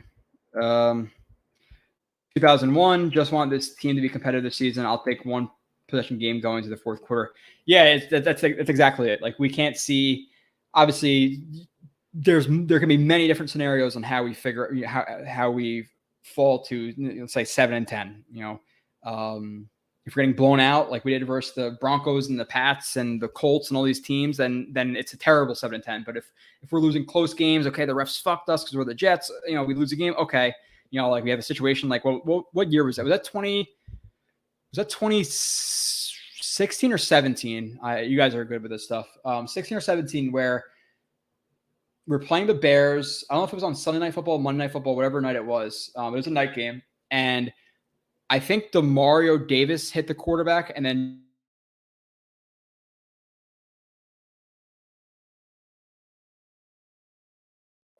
Sorry, froze. But like then they blew the whistle dead. But like situation like that, okay, we lose a game. I get it, you know. But it was like I would say like 16. I don't know. Hawk, there's a significant in caps, significant chance that we have the defensive rookie of the year and offensive rookie of the year both on our team this year. That would be insane. Not ever sure if that's happened. So to me, I would put a higher chance on Brees Hall getting it because they're much like running backs. It can happen where, especially with a good offensive line, he's a little bit more in the view of people, like seeing stats. So I think Brees Hall is somewhat likely. He's probably a top 5 player on offense to be like up that award right now, if I had to say. Corners, it's hard. You need picks. I think Diggs is a guy with the Cowboys who's probably a little bit overrated by people just because, okay, listen, yeah, he's getting picks, but he's also getting burnt all the time. Like, I don't like that. Right? I rather the consistency. But Sauce doesn't have to get picks for that to happen. Does that happen? It could, but you'd lean it to favor more guys like DNs, linebackers who are going to get like more gaudy stats. So I don't know about significant in caps. I think there's a good chance that we win one of those. I would bet on Brees Hall. But again, if I think one of our two guys winning it or the field, I'm probably taking the field. But yeah, I think Brees Hall is a pretty solid shot. So, if our 2022 season goes like the Lions 21 season, lose by 1 point, are you talking about like being like the second or third pick in the draft? The Salah get fired? I can't answer that question. That's a short circuit because I don't think it's possible that they are in a top 3 again this year or top 2 or whatever it was.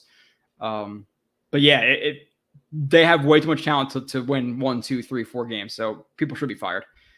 Salah, I think it's a conversation. They win 3 games this year. They're healthy. That's a big problem. I think it probably doesn't happen if I had to bet, but coming on, we can't put this out into the ether. Jets gang, we can't do that right now. Just saw now saddest downfall since 2000s. Are you talking about downfalls of like players who were uprising and then kind of had downfall? Gurley at 1. Gurley had a couple of productive years and it fell off like all running backs do. And he had injuries at Georgia, so I don't necessarily agree with that one. Watson at 11. Yeah, that's he had quite a downfall. Andrew Luck, yeah, that's obviously I would put him at 1. Just in the people I've seen so far. I just left like in his prime, which is crazy. I can't imagine being a Colts fan seeing that. But then again, they had Peyton Manning, so fuck them. Alex Smith, yeah, I guess. Henry Ruggs, that's Josh Gordon, RG3, Aaron Hernandez, Ray Rice, Trent Richardson, what a bust. Ryan Shazier, that's sad. Justin Blackmon was more himself really than anything else, right? So we come from like Oklahoma State, if I'm not mistaken. But yeah, there's some bad ones in there. Let's see. Shazier. Yeah, in terms of like circumstances, like a lot of these guys, like we're talking about, Trent Richardson, okay, his own bust.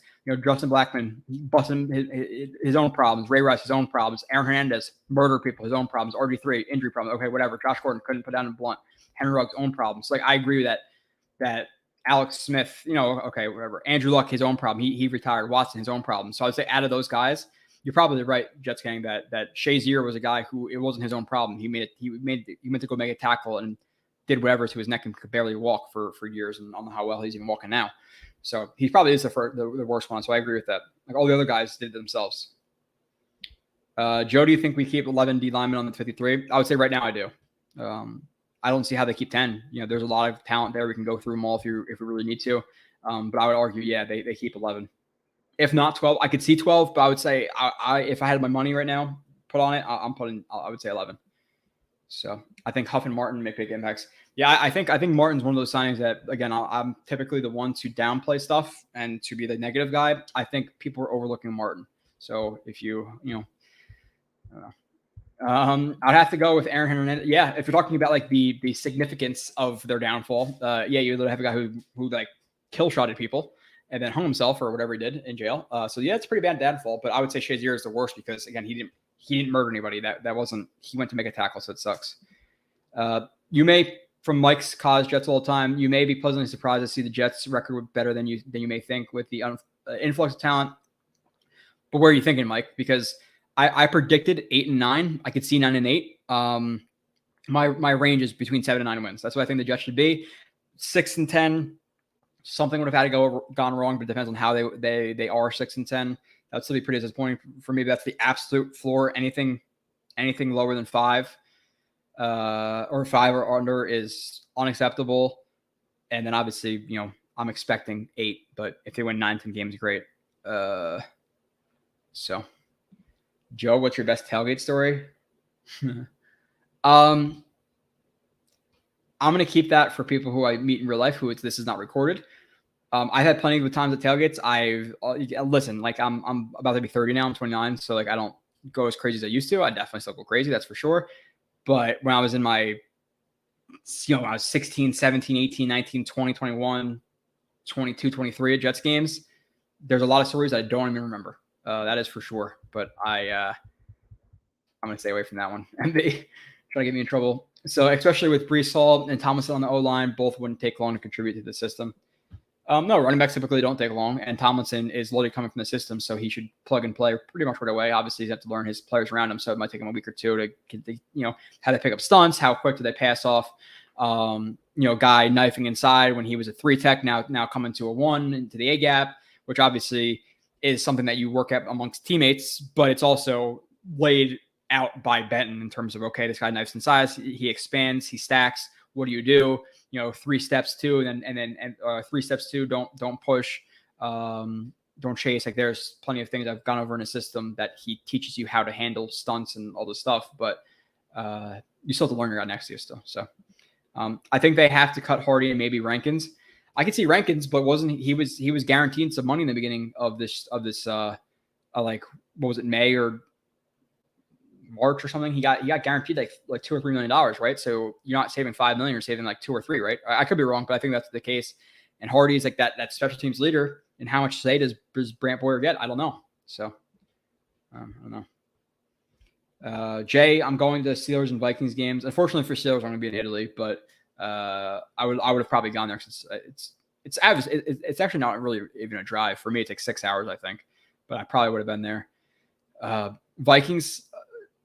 No, haven't been there. Plan on going there this year, and haven't been to Heinz Field. No, I've been to, again, I think I've knocked out like 7 or 8 stadiums. I have obviously a lot to go. I have plenty of years though, but I've been to like Indy, Arizona, Buffalo, 2015, terrible. Tennessee, Panthers. This year is going to be, I'm definitely missing one there.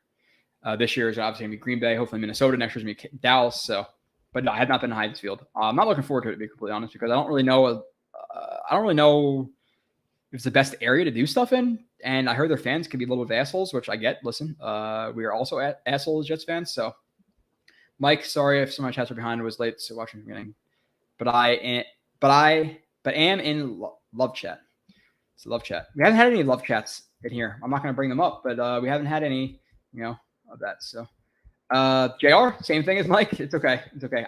If I also see behind, it's because I always am. Literally always am.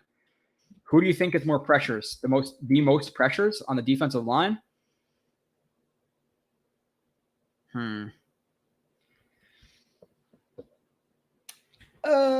gonna say JFM. If you're talking about DNs, I would probably say Lawson. But I'm gonna say JFM because I think Q, while you think that would be my answer, I think he's gonna have to handle a little bit more rundowns where JFM might be a little bit more fresh and rushing from the interior, so he might have a little bit more pressures. But that's just a thought in my head. So I strongly advise you to go back and watch Denzel Mims films from last season. I did. I broke down every single game. I don't, he did not play well, but if listen, go back and watch, if you want to shit on me, like go back and watch what I said about him when he's coming out of college and after year 1, like that's all I need to see. I know how accessible he could be. So, Joey, what's up? Socrates. Again, I'm sorry, I'm a little bit behind, but I'm starting to catch up now. So that's good.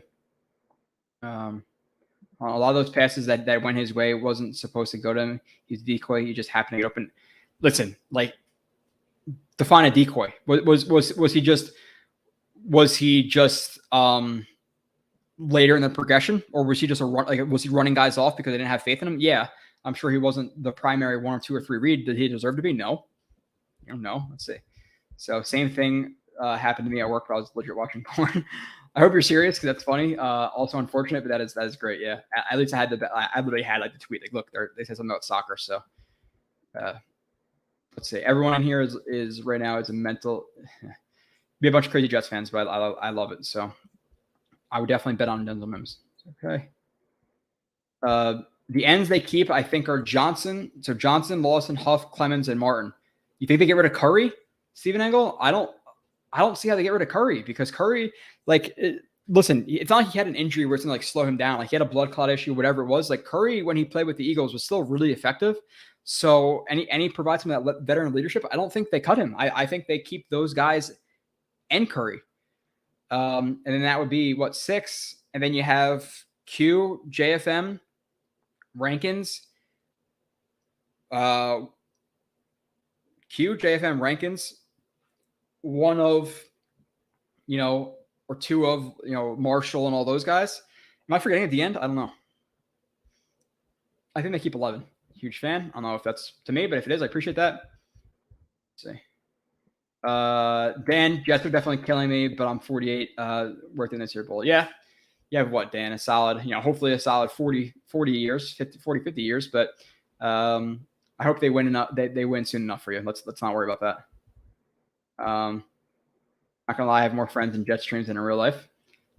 Hawk, I don't know if that's that. I feel like that's kind of cool because it's like the internet connecting us, but that's fine too. It is what it is. I'm more of a person like I rather have it's actually that Garrett Wilson thing. Like I rather have like 4 or 5 really really good friends with a bunch of like just acquaintances. So maybe they keep 11, 6 ends, 5 tackles. That's kind of what I'm thinking right now, Stephen Engel. 6 ends, 5 tackles.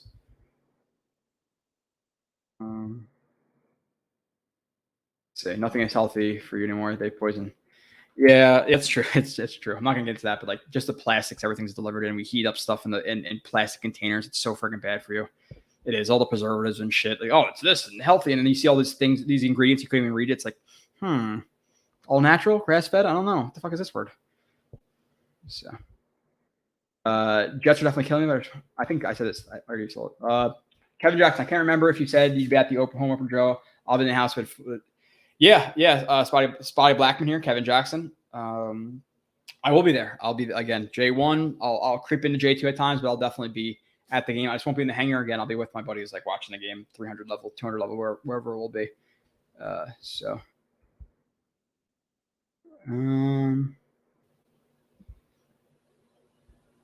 Jermaine. All right, Hawk, we're getting crazy. Just had a huge earthquake in Columbus, South Carolina, second one today. Wow. I hope everybody's safe. There's some other happenings there, right? They've been in the news a little bit, but I hope everything's okay. There's only I don't know what year it was. You guys maybe remember, but like it was probably 10 to 15 years ago. I know certain guys live in my area, like Hawk and Stephen Angle and stuff, I think. But there was that one we had like 10 to 15 years ago. Like I remember stuff was shaking. Like it was like a tremor from like really far away. That was the only time I remember the house actually shaking. But yeah. Reduce our carb load, folks. Sugar spike its hell on our home safe, if you will. Yeah. Let's see. Dan, I'm coming from Canada for the home opener. That's awesome. I've only been to Canada once, and it was at Niagara Falls. Any good sports bars besides Red's close to MetLife? To be completely honest, Dan, I am the worst person to ask for that because I don't know if I've ever been to a sports bar anywhere in northern New Jersey. I don't go to sports bars. To me, again, like I'll have some friends over for a game, but when I'm at a game where I'm watching a game, I need to have the volume blasting, full experience, my own bathroom. I can't be missing plays, all that stuff. So I don't go to bars for games ever. So I don't think I've ever been to a bar for a Jets game. Not once in my life. Lie. I did one time in where was I? I was in Portland, Maine, and I had to watch a Jets Colts game. And that was the game that we beat the Colts, Sam Darnold's rookie year. Other than that, I think that's it. It was only because I was literally out of the state. Let's see. Nobody died or anything, but I was asleep, waking up, my whole house is shaking. Okay, so that you're fine. That's good. Let's see. I'm almost to the top of the chat. So if you have anything else you want to throw out there, let me know. Actually, give me 2 seconds, people. Let me run to the bathroom real quick. Just give me 2 seconds. I'm sorry.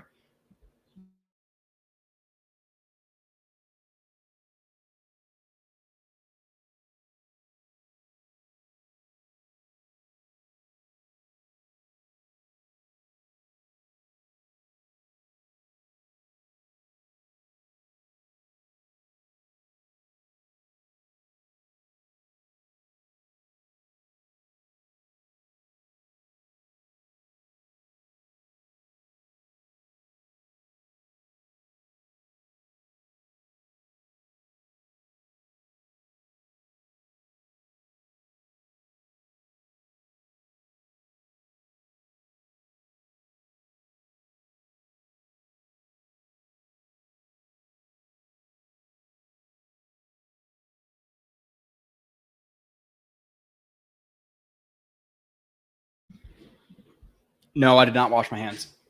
All right. Appreciate you guys. I'd rather sit here and talk to you guys comfortably for 30 minutes than be dancing under the table, having to hold back some piss. So let's see.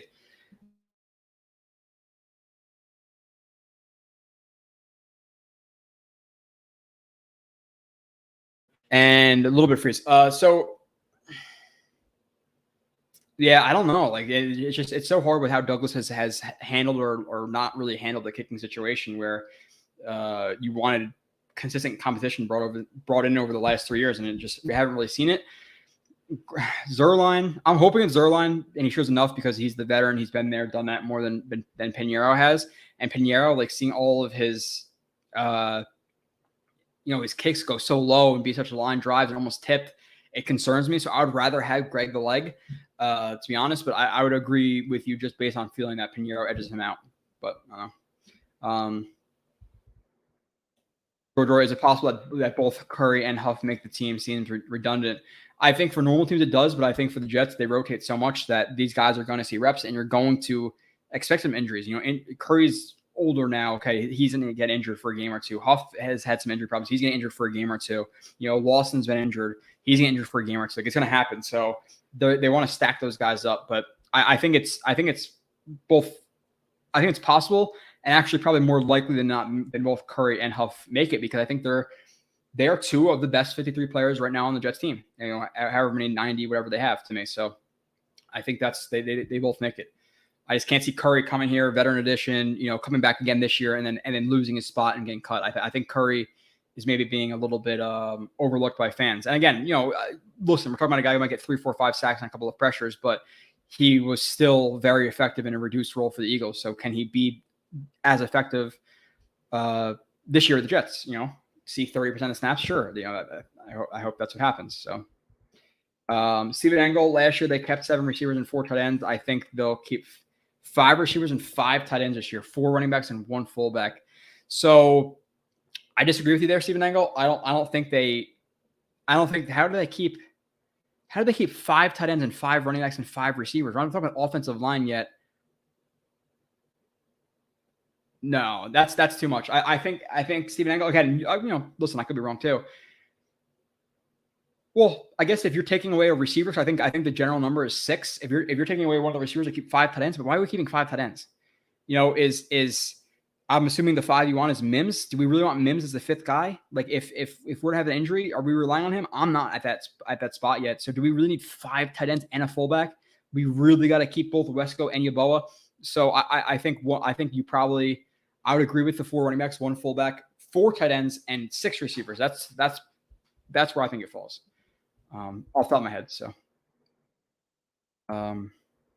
sadly, most Jets fans will justify anything as long as we win more than anything. Yeah, that's not acceptable to me. Listen, obviously, again, it depends on the situation, but they need to win 7, 8, 9 games this year. They really do. So, is JD's biggest flaw that he doesn't value kickers? I'm used to having good kickers as a Jets fan, but it was one of my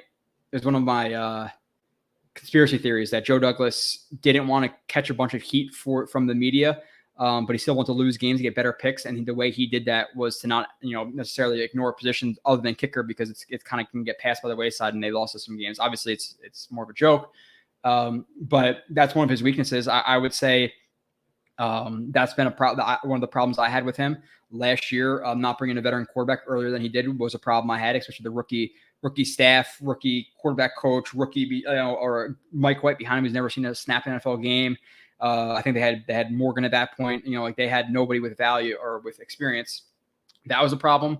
And then again, one of my biggest problems with him too was last year running, rookie OC, rookie quarterback, tight end best friend, and your top 2 guys are Griffin and Tyler Kroft, which I like Tyler Kroft as a 3. Maybe worst case scenario as a 2 for a couple of games, but as a 1, no. So, I say significant because we have 2 rookies on each side of the ball that under circumstances could win it. Breeson, Garrett, Sauce, and Jermaine. That's a lot of chances. Yeah, it is. Like, that's 4 guys, but there's also 300 guys drafted. So I get it. But Jermaine is going to be in a heavy rotation. Sauce, it's hard to win as a corner, to be completely honest. When's the last time a corner has won it? I'm not sure. I think Brees is the best chance. And then again, Garrett's in a rotation where there's gonna be a lot of running. There's gonna be a lot of tight end usage. There's plenty of receivers. So I think Garrett and Jermaine Johnson's chances are very, very low. Where Brees, I think, is probably pretty solid. I think out of all the guys drafted this year, he probably has the best chance of an offensive rookie of the year, right? Like, who's above him? Not Jameson Williams. You know, it's not a tight end. It's not a receiver. Offensive lineman's not going to win it. A quarterback, you assume, is not going to win it unless a quarterback steps up and, Pickett is dominating. That I think Brees probably has the best chance right now offensively. So, Art, what's up, Joe? Love the show. You're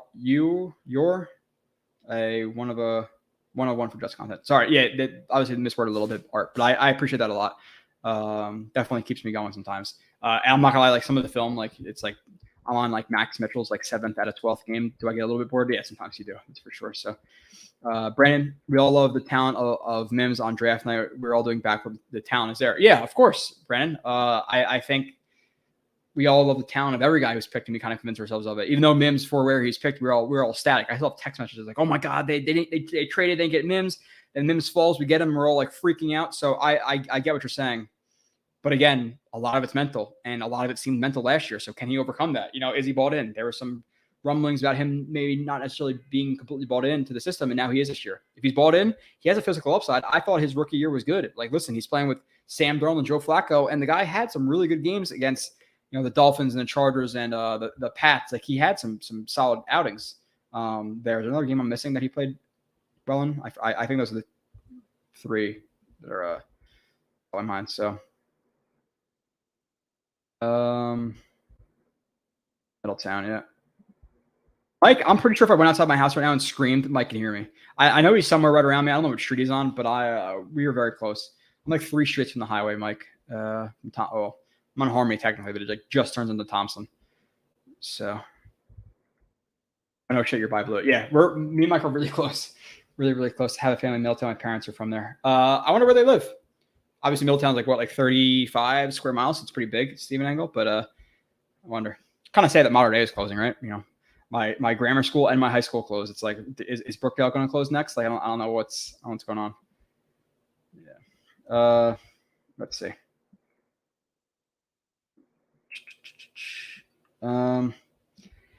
Ryder stats. How many sacks will we get? How many sacks will we give up total this year?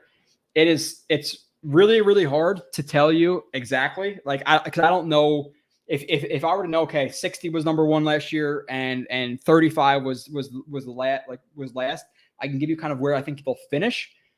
But I think I asked, like, somebody asked me this last week. I'm gonna say the Jets finish with 44 sacks, which will put them at 14th in the league, or no, that'll put them at 12th in the league, and they give up 39 sacks because Zach Wilson's evasive and they run the ball a lot. Like, I don't know.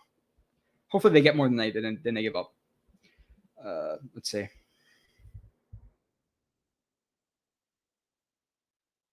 The more I realize how few natural nuances and dangers there are here. Oh, that are out there. Yeah, there's not much that goes on. Mike, I'm from Fieldtown. Stephen Angle, just in Howell. My rifle instructor course was in Howell, and I did that PT test for the team. Was in that park. I don't know what the park. I forget what the park is called. Is it Oak Glen Park? Is that it? Is it Oak Glen Park? Stephen Angle, off the top of my head. But that's the park I took the test in. So let's see. Who would win in a fight these days between Ric Flair and the Ultimate Warrior? So I'm not the biggest. Like, I know Scott Mason's like a massive wrestling fan. I'm a wrestling fan, but once I was like 12 or 13 and I figured out they weren't, probably even earlier than that, honestly. Once I figured out they weren't really punching each other, and it wasn't even punching each other. The reason I thought that wrestling was fake, because obviously when you're 8, 9, you think it's real. The first thing that like made me think was like, why the fuck does this guy, like, let's say Big Show, have a big boot and it knocks a guy out, they pin him all the time, but then there's guys who just have a regular big boot move that's not like a special to pin him and it doesn't do it. I was like, why is his big boot more effective than this guy's big boot? Like, it's just like, I kind of fell out of it early, but like I was like, what, like WWF, like, like The Rock and Stone Cold and all that stuff. And I was like a Triple H guy, and I like Kane just because of like the evilness and, whatever. But like Ric Flair, I watched him a little bit, like Gold Dust and Sting and all that stuff. Ultimate Warrior, I think, was a little bit before my time. Top of my head, but Carolina, yeah, let's see. Would you put Saleh over Rule? Yes, Mike. I think Rule is bottom 3 coach right now, and he probably should have been fired last year. Listen, and I thought Rule was a good candidate. I legitimately did. But right now he's on the hot seat. Like he's on one of the hottest hot seats in the NFL. So I see a super chat I'm going to go to and get to skip some other stuff, and then I'm going to go back to the other stuff. Edward Ziff, appreciate this $5 super chat. Mims was so sick last year with food poisoning and COVID. Last thing he could do was learn all the routes required. He's healthy and committed. It's on. Okay. Yes, sure, but how long does food poisoning last? How long does COVID last? Like, was the food poisoning a month long? Was the COVID a month long? And learning routes, like that's a thing you could do. Obviously, do it on the field, but that comes a lot from film study and learning and studying and rehearsing and doing all that stuff. So I get that he was so. Listen, it's not he didn't have. I don't want to say this. Like it's not like he had leukemia. Like the guy got food poisoning and COVID. Like you can get over it. I had COVID. I just had the shits for fucking. Listen, I'm not a professional athlete, but I just shit my brains out for 3 days. I'm okay. So I get that, Edward, and I want to be optimistic and say that's the reason, but that's not all the reason. That's we're making excuses for a guy. That's my opinion with that. But I don't know. Let's see. Scroll down. I appreciate the super chat. I get it. Is that all the reason? I don't know. I think we're reaching a little bit. Art says, I don't go to bars either during Jets games, only if I'm out of town. I sometimes go for other teams. Yeah, other teams, cool. Monday night game, Sunday night game, Thursday night game, completely down. But I can't have people talking to me and not be able to hear the TV and then talk about the penalty and who the flag was on. Also, I can't do it. And I especially can't do it. Or be like, listen, I'm no better than anybody else, but like people will talk about like film stuff. Like they're like, oh, the Jets run game sucks. They only run power, or like something like the most dumb shit I've ever heard in the world. And I'll just sit there and be like, fuck. Like, stop, don't say anything. Don't do it. And that's what I just avoid that situation. I don't do it. Because I don't know how to yell at my soon-to-be or future wife when she said, us fumbling the ball in the first possession, giving Tom Brady the ball from the 25-yard line wasn't a big deal. I freaked the fuck out. Like, what are you talking about? We just lost the game. We're 2 minutes into it. Like, and like you get that as a Jets fan. Like the opening kickoff, I think, of 2020 was like we got to the 45-yard line, illegal block in the back or holding, brought it back to like the 15. I'm like, this season's fucked. Like I already knew it. It's just like you get that feeling. And then last year, Patriots, Marcus May strips them. There's a really early whistle. The whistle was actually after he fumbled. They give it to the Pats. I'm like, we just have the ball at the 20, 25, 30-yard line, 35, whatever it was. And they just give the ball back to the Pats. Like, rough spot. I've seen a lot of this shit. So I'll be at the home opener, but usually head to Reds to watch the Sunday night game. Only bar close to the hotel. Dan, I'm kind of on a similar trajectory as you. Not a trajectory, but like a lot of people, they bitch about the traffic, but you bitch about the traffic when you're leaving at 4:30 or like right after the game. What we do, we put the TV back on the bus. We set up the tables again. Like we don't set up like full blown setup, but like we set up the tables again. We set up the grill again. We drink a couple more beers. We have a hot dog or two to soak up some of that alcohol. Smoke a cigar and head home at 6:30, 7 o'clock when I kick us out of the parking lot. Like that's what I do. I don't leave right after the game. I'd rather drink and have a cigar than stay there for 2 hours than have to sit in an hour and a half of traffic. So, I think that if the only move the Jets made in the offseason was a tight end room overhaul, like the same team plus the tight ends, I think just having this tight end room last year gets us an extra game, right? Like they didn't have anything last year. Griffin, Yeboah, all these guys, a lot of these guys aren't going to make the team this year, so. Bro, take your time. Stop eating your words, my guy. That's what like somebody said. Like they say something kind of an asshole, and then they put LOL after to make themselves feel better or whatever. It's the way I talk. It's the way I've always talked. So, who cares? Cause it's because it's a tight end heavy offense. Conklin, Uzama, Ruckert, Yeboah, Cager. It's a tight end heavy offense, but I think you can get away with the bottom two of those of the section in Yeboah and Cager both being on the practice squad. Like you really want to carry a guy like Yeboah or Cager over the guys we're talking about before in Huff or Curry. In what world? Cager's consistently injured. Now he just added more muscle to a frame. It's been harder for him to even stay healthy. Yeboah, yeah, he had some good plays in the preseason and maybe a good player or two in the Bucks game, I believe. But we're carrying him over. Yeah, I can see Yeboah, but both of those guys and then having to cut a guy like Huff, no, I can't see 5. I really can't see 5. I would bet some money they don't carry 5. So I can get on with that conspiracy theory. Might be onto something. Yeah, it's just that was me grasping at straws, trying to figure out why the hell we were bringing in guys like I don't know, Vedvik and Pinheiro and all these just scrubs. And Pinheiro obviously did good, but you know what I'm saying. So I don't know, but the Jets have from Brandon. I don't know, but the Jets have some roster decisions to make. My guess is P. Ryan and Zuniga, the Florida boys, both get cut. Westco cut. I'm hoping we hang on to Mims though. But if they cut him too, I get it. I think Mims we get a trade package for him. Again, if you can get a 6 or whatever for Blake Cashman, you can get something for Mims. But yeah, I would say P. Ryan, Zuniga are pretty much locks to get cut. Zuniga's haven't brought up in that competition. P. Ryan.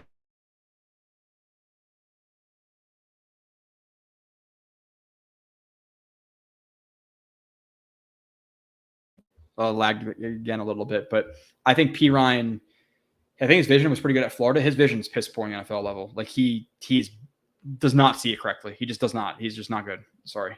So Lattimore in 2017 less. Okay, so relatively early. I'm curious to know like the history of cornerbacks winning defensive rookie of the year because it's not often. Maybe Ramsey, maybe, but prior to that, I don't remember one for a really long time. So it's a possibility, but I would say it's unlikely. I usually see again DNs, linebackers, things like that. So yeah, cool. Technician at Penske. I need you to fix up my car. I'm not a car guy at all. Like I can change a tire, change oil, but other than that, not really. Joe, my mother grew up in Hauser.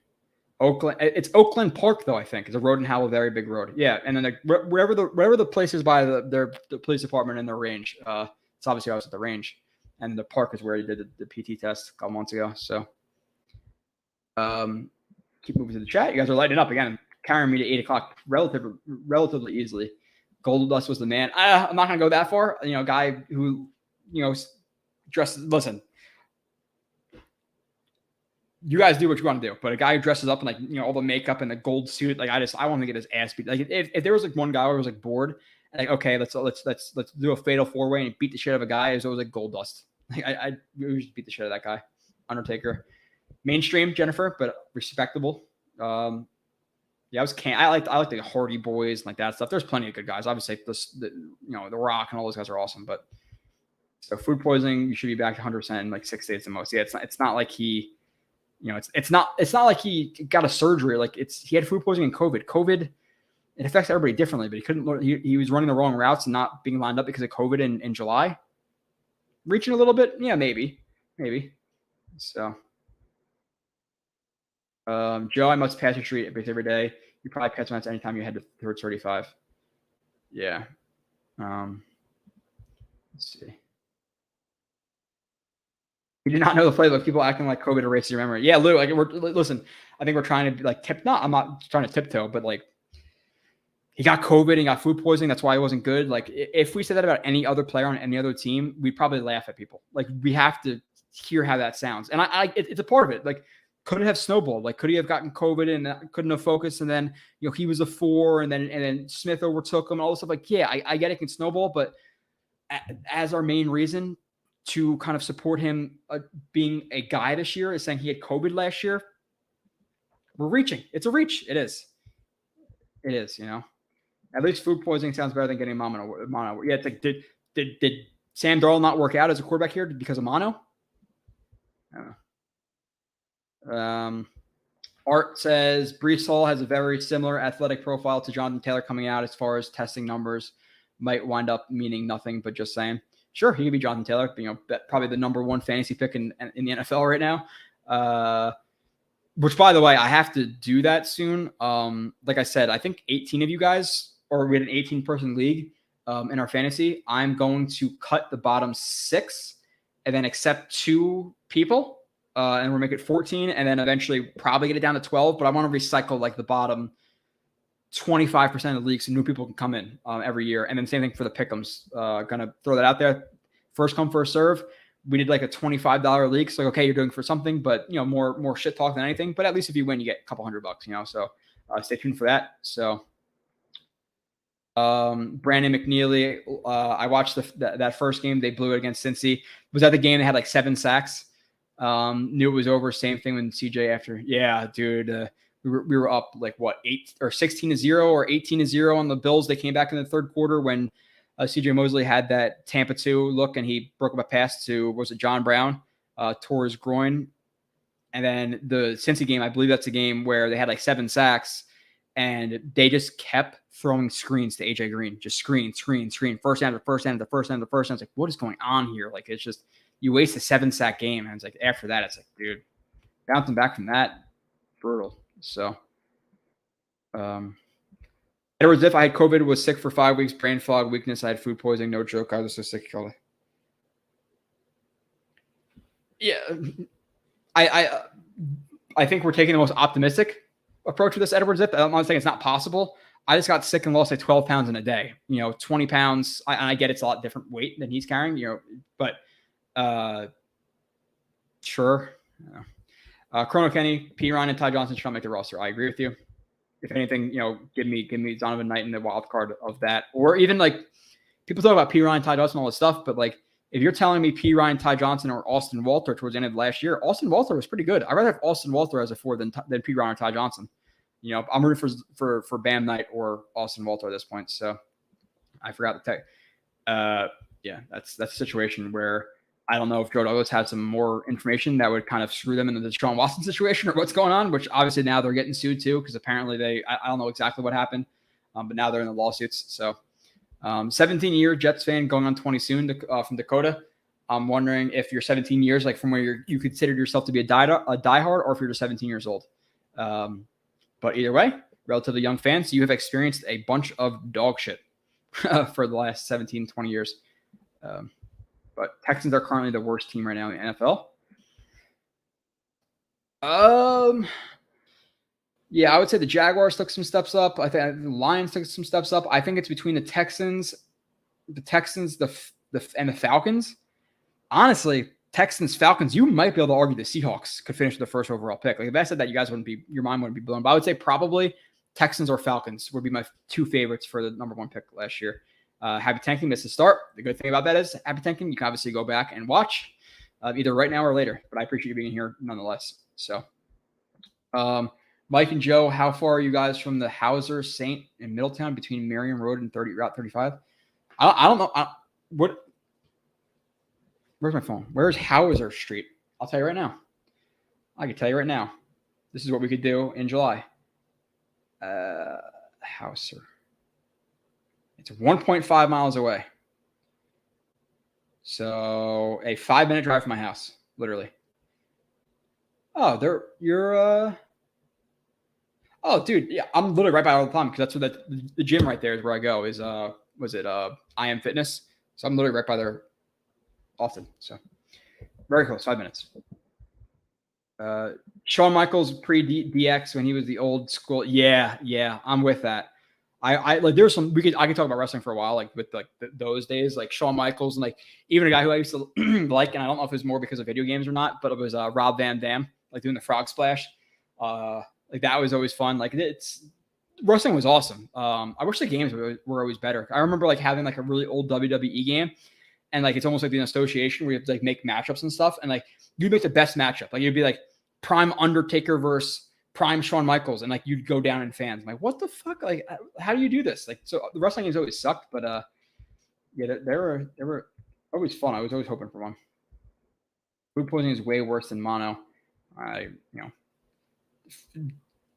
The peak of how bad it gets, yes. But mono obviously lasts longer. Mono could be a month not feeling well. So, but Yeah, food poisoning is terrible. I've had actual food poisoning where it's like really like a 4 or 5 hours you can't control it, and I've had like bugs. Like last week was a bug where it's just like Sunday was nonstop. I felt bad for my wife. It had to smell so bad downstairs. There's nothing Febreze was gonna do. There's nothing Febreze. It didn't have a shot. It did not have a shot. Let's see. I'm taking Brees Hall in the first round of my fantasy league, no matter what. All right, he's gonna be like it's funny doing the drafts. Like so for the live draft for the fantasy league, whichever one of you guys joins who wasn't in last year. Maybe it's not. Maybe the people who were in last year are the first come first serve. But we did it live, and just like doing it, and like that if you want a Jets player, you have to go a round or two too early. Elijah Moore, whoever it was. So Jets players are good to stay away from in a Jets heavy drafted league. But Hawk, you do you. If it wins it for you, that's great. Food poisoning is literally pissing out of your ass. Yeah, that's what I did for all of Sunday and Monday. 0.8 miles. Watching you on the TV and have chat on the iPhone. Hit like on both. Appreciate that, Roland. So you have 2 accounts or something like that? I don't know. TJ was prime Ray Lewis mixed with Urlacher week 1. Dude, that was the most dominant game I've ever seen from a linebacker in my life. Probably both live and on TV. Like I listen, it's obviously really hard to contextualize. Okay, how many games of football have I watched and how many good? I've obviously probably seen a better game from like Ray Lewis, something like that. But he was playing like the best linebacker in the league that day. That is for sure. And a lot of what he makes his money on is his smarts and his ability to diagnose. So for the people who are like, oh, he came back after his injury, he was bad last year. I think Mosley is still a top 10-ish inside linebacker in the league. Like I still think he's that good. I think last year having a defensive line who can't stop the run and guys next to him, even safeties next to him who couldn't really help him either. I think that hurt him in terms of like his like rankings or his overall grade for PFF. Overall, he's still a good player. I don't think he'll ever be what he was maybe in 2019. It's 3-4 years down the road now, but he's still a really good player. He is. So I don't think Mims is equipped for New York. Didn't you say something about like not wanting to go to Philly? It's like, listen, it's obviously not as big as it was. Like, it's not as emphasized as it was in like the 60s, 70s, where like you don't have smartphones and internet and all that stuff, whatever. Where like New York was like that was a team you watched, whatever. Like the news spread here quicker. You're a bigger star. All that stuff. I still think to a certain extent you're a bigger star here than anywhere else. But listen, there are plenty. LeBron James was in Cleveland. Like he's plenty big of a star. Like it's Damian Lillard in Portland. Like if you're good, Kevin Durant in Oklahoma City. Like it's you're gonna make your noise. But there is a slight added pressure of being in New York. There's the word. Yeah, see, man. Well, that's a good top 5 easily.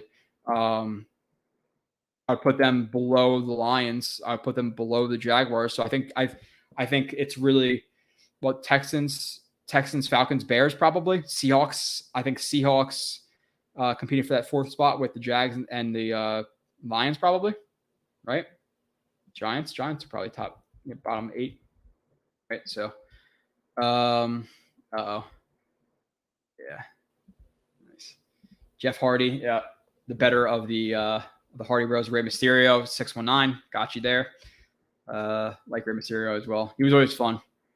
I didn't even highlight that. Mims knows the entire route tree. He'll be a fine 4.3 speed and great pluck.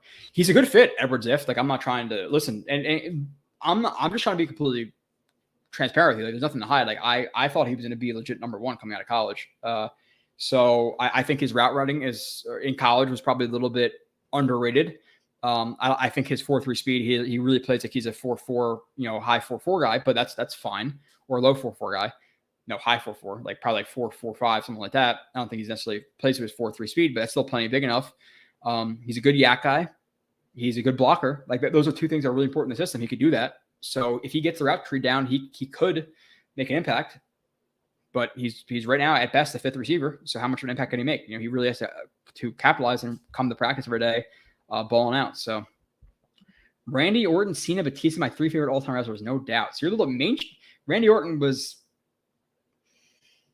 kind of like the bad guy, like one of the mainstream guys. Cena, I listen, I couldn't do the shorts and the you can't see me and the chains. That's not me. Batista's cool. Another really good person like always like to bring up too is Goldberg. Goldberg was awesome. But yeah, Randy Orton, Cena, Batista. I'm not with you there, Dakota, but minus Batista. So, Brandon McNeely, do you think Saquon would be this bad coming out? I thought he was overhyped because Penn State plays bums compared to SEC. Listen, running back, unless you're like elite, or even if you are elite, you're largely a product for your offensive line. So him coming out, being a guy who largely bounces runs, just in general, now you're putting him on an offensive line that's bad. He's going to have a tendency to bounce runs even more. He was put in a really bad spot. But I didn't think it'd be this bad, but I'm not complaining. I don't like the Giants at all. So Swanton bomb. That's why I was scrolling up. I saw Jet Up Buttercup. I saw Swanton bomb. I love that you can pull that name out, which I recognize too. I couldn't pull it off the top of my head though, so that's great. If the Jets don't get at least 7 wins, who do you think gets the boot? Coaches, I think the first person will be Ulbrich. I think it's really the only like realistic. I would say minus like some positional guys. I don't think LaFleur gets fired. I don't think Saleh can get fired pretty much no matter what. But Ulbrich, I think if you're, maybe not just six wins, but I think it's the first coach you'd see get fired. You take a couple more. You guys are still lighted up, so I'll stay for a little bit longer. Big Green, Joe, what's your thoughts on Brees when he will go in fantasy? I really have to start like stacking up my boards. And it depends what kind of league you're in. Like, are you taking 2 running backs? Are you taking 2 running backs in a flex, 3? Like, I really don't know. PPR not. Generally, I would. My gut feeling is without stacking everything up, probably like 4th, 5th round, right? I would say 4th, 5th round. Again, that's off the top of my head. I really have to stack up who is going where. Dakota, you've been pretty positive. This is the least positive thing you've said. We better be better than the Seahawks this year. We better. If they don't beat them, I'm going to be very disappointed. I cannot see Joe Adams beat the Jets when I think the Seahawks are going to finish with 4 or less wins. I really do. They're terrible. Yeah, they got BK, they got Lockett, they got Shelby Harris. They have Noah Fant. They have some players, but not too many to have more than 5 wins, something like that. So. Panthers too. It's not a really bad team. Roland, look, I get the Mims love out there. Can't go from being a stud in rookie season and how awful he was last year, but enough already. Yeah, that's fine. Like, everybody has their different opinions on like what happened exactly and what he will do this year, but everybody agrees that with the last sentence right there, it's put up or shut up. That's it. It's his last year to really prove it. So, let's see the worst team. Let's see. Scroll back up. You guys are still going, which is great. I skipped it. I'm sorry. Let me just go back down. I don't remember a racket called.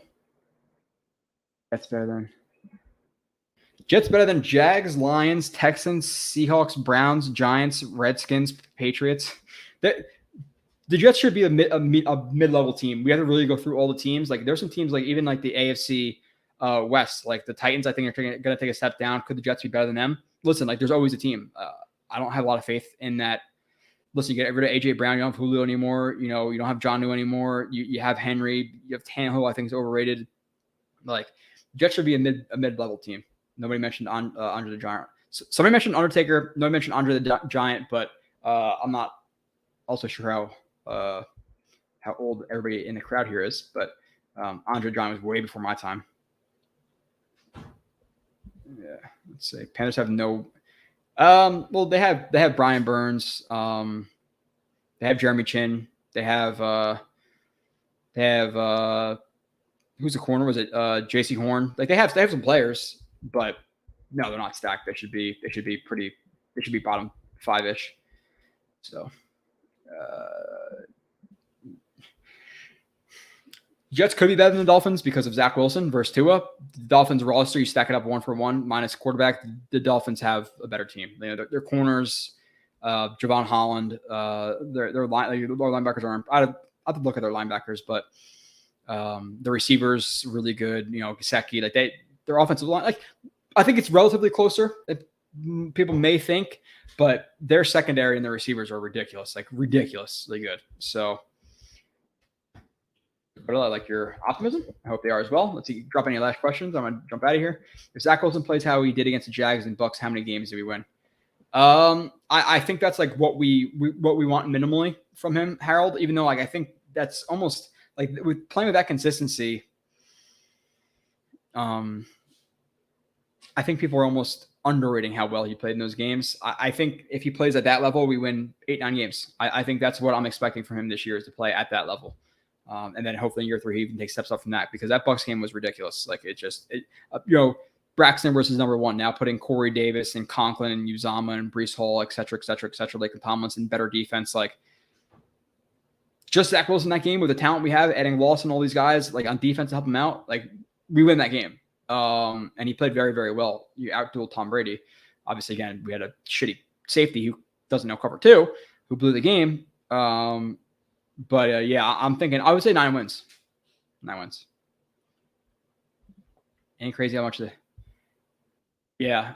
There's some more players on the team too, who am I forgetting off the top of my head, but yeah, they really suck. And I'm fine with that because again, going there and hearing all their fans talk shit about the Jets and how good Sam Darnold's going to be after week 1.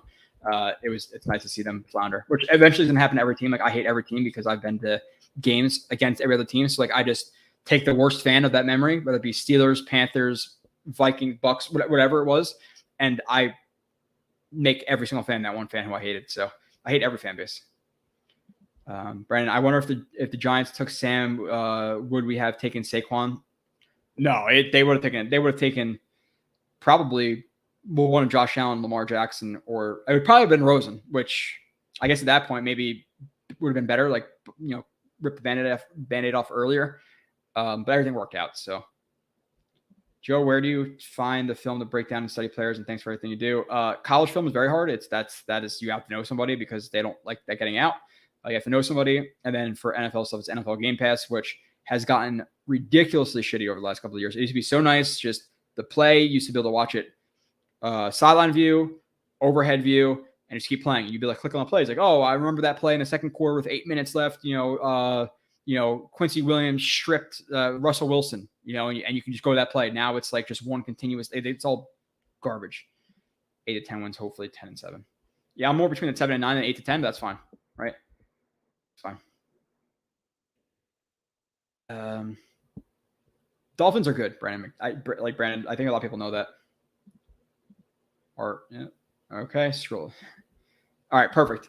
Appreciate you guys for being in here. Obviously, again, nearly 100 people now, and nearly 100 people for the whole stream, which again for this time of the year is great.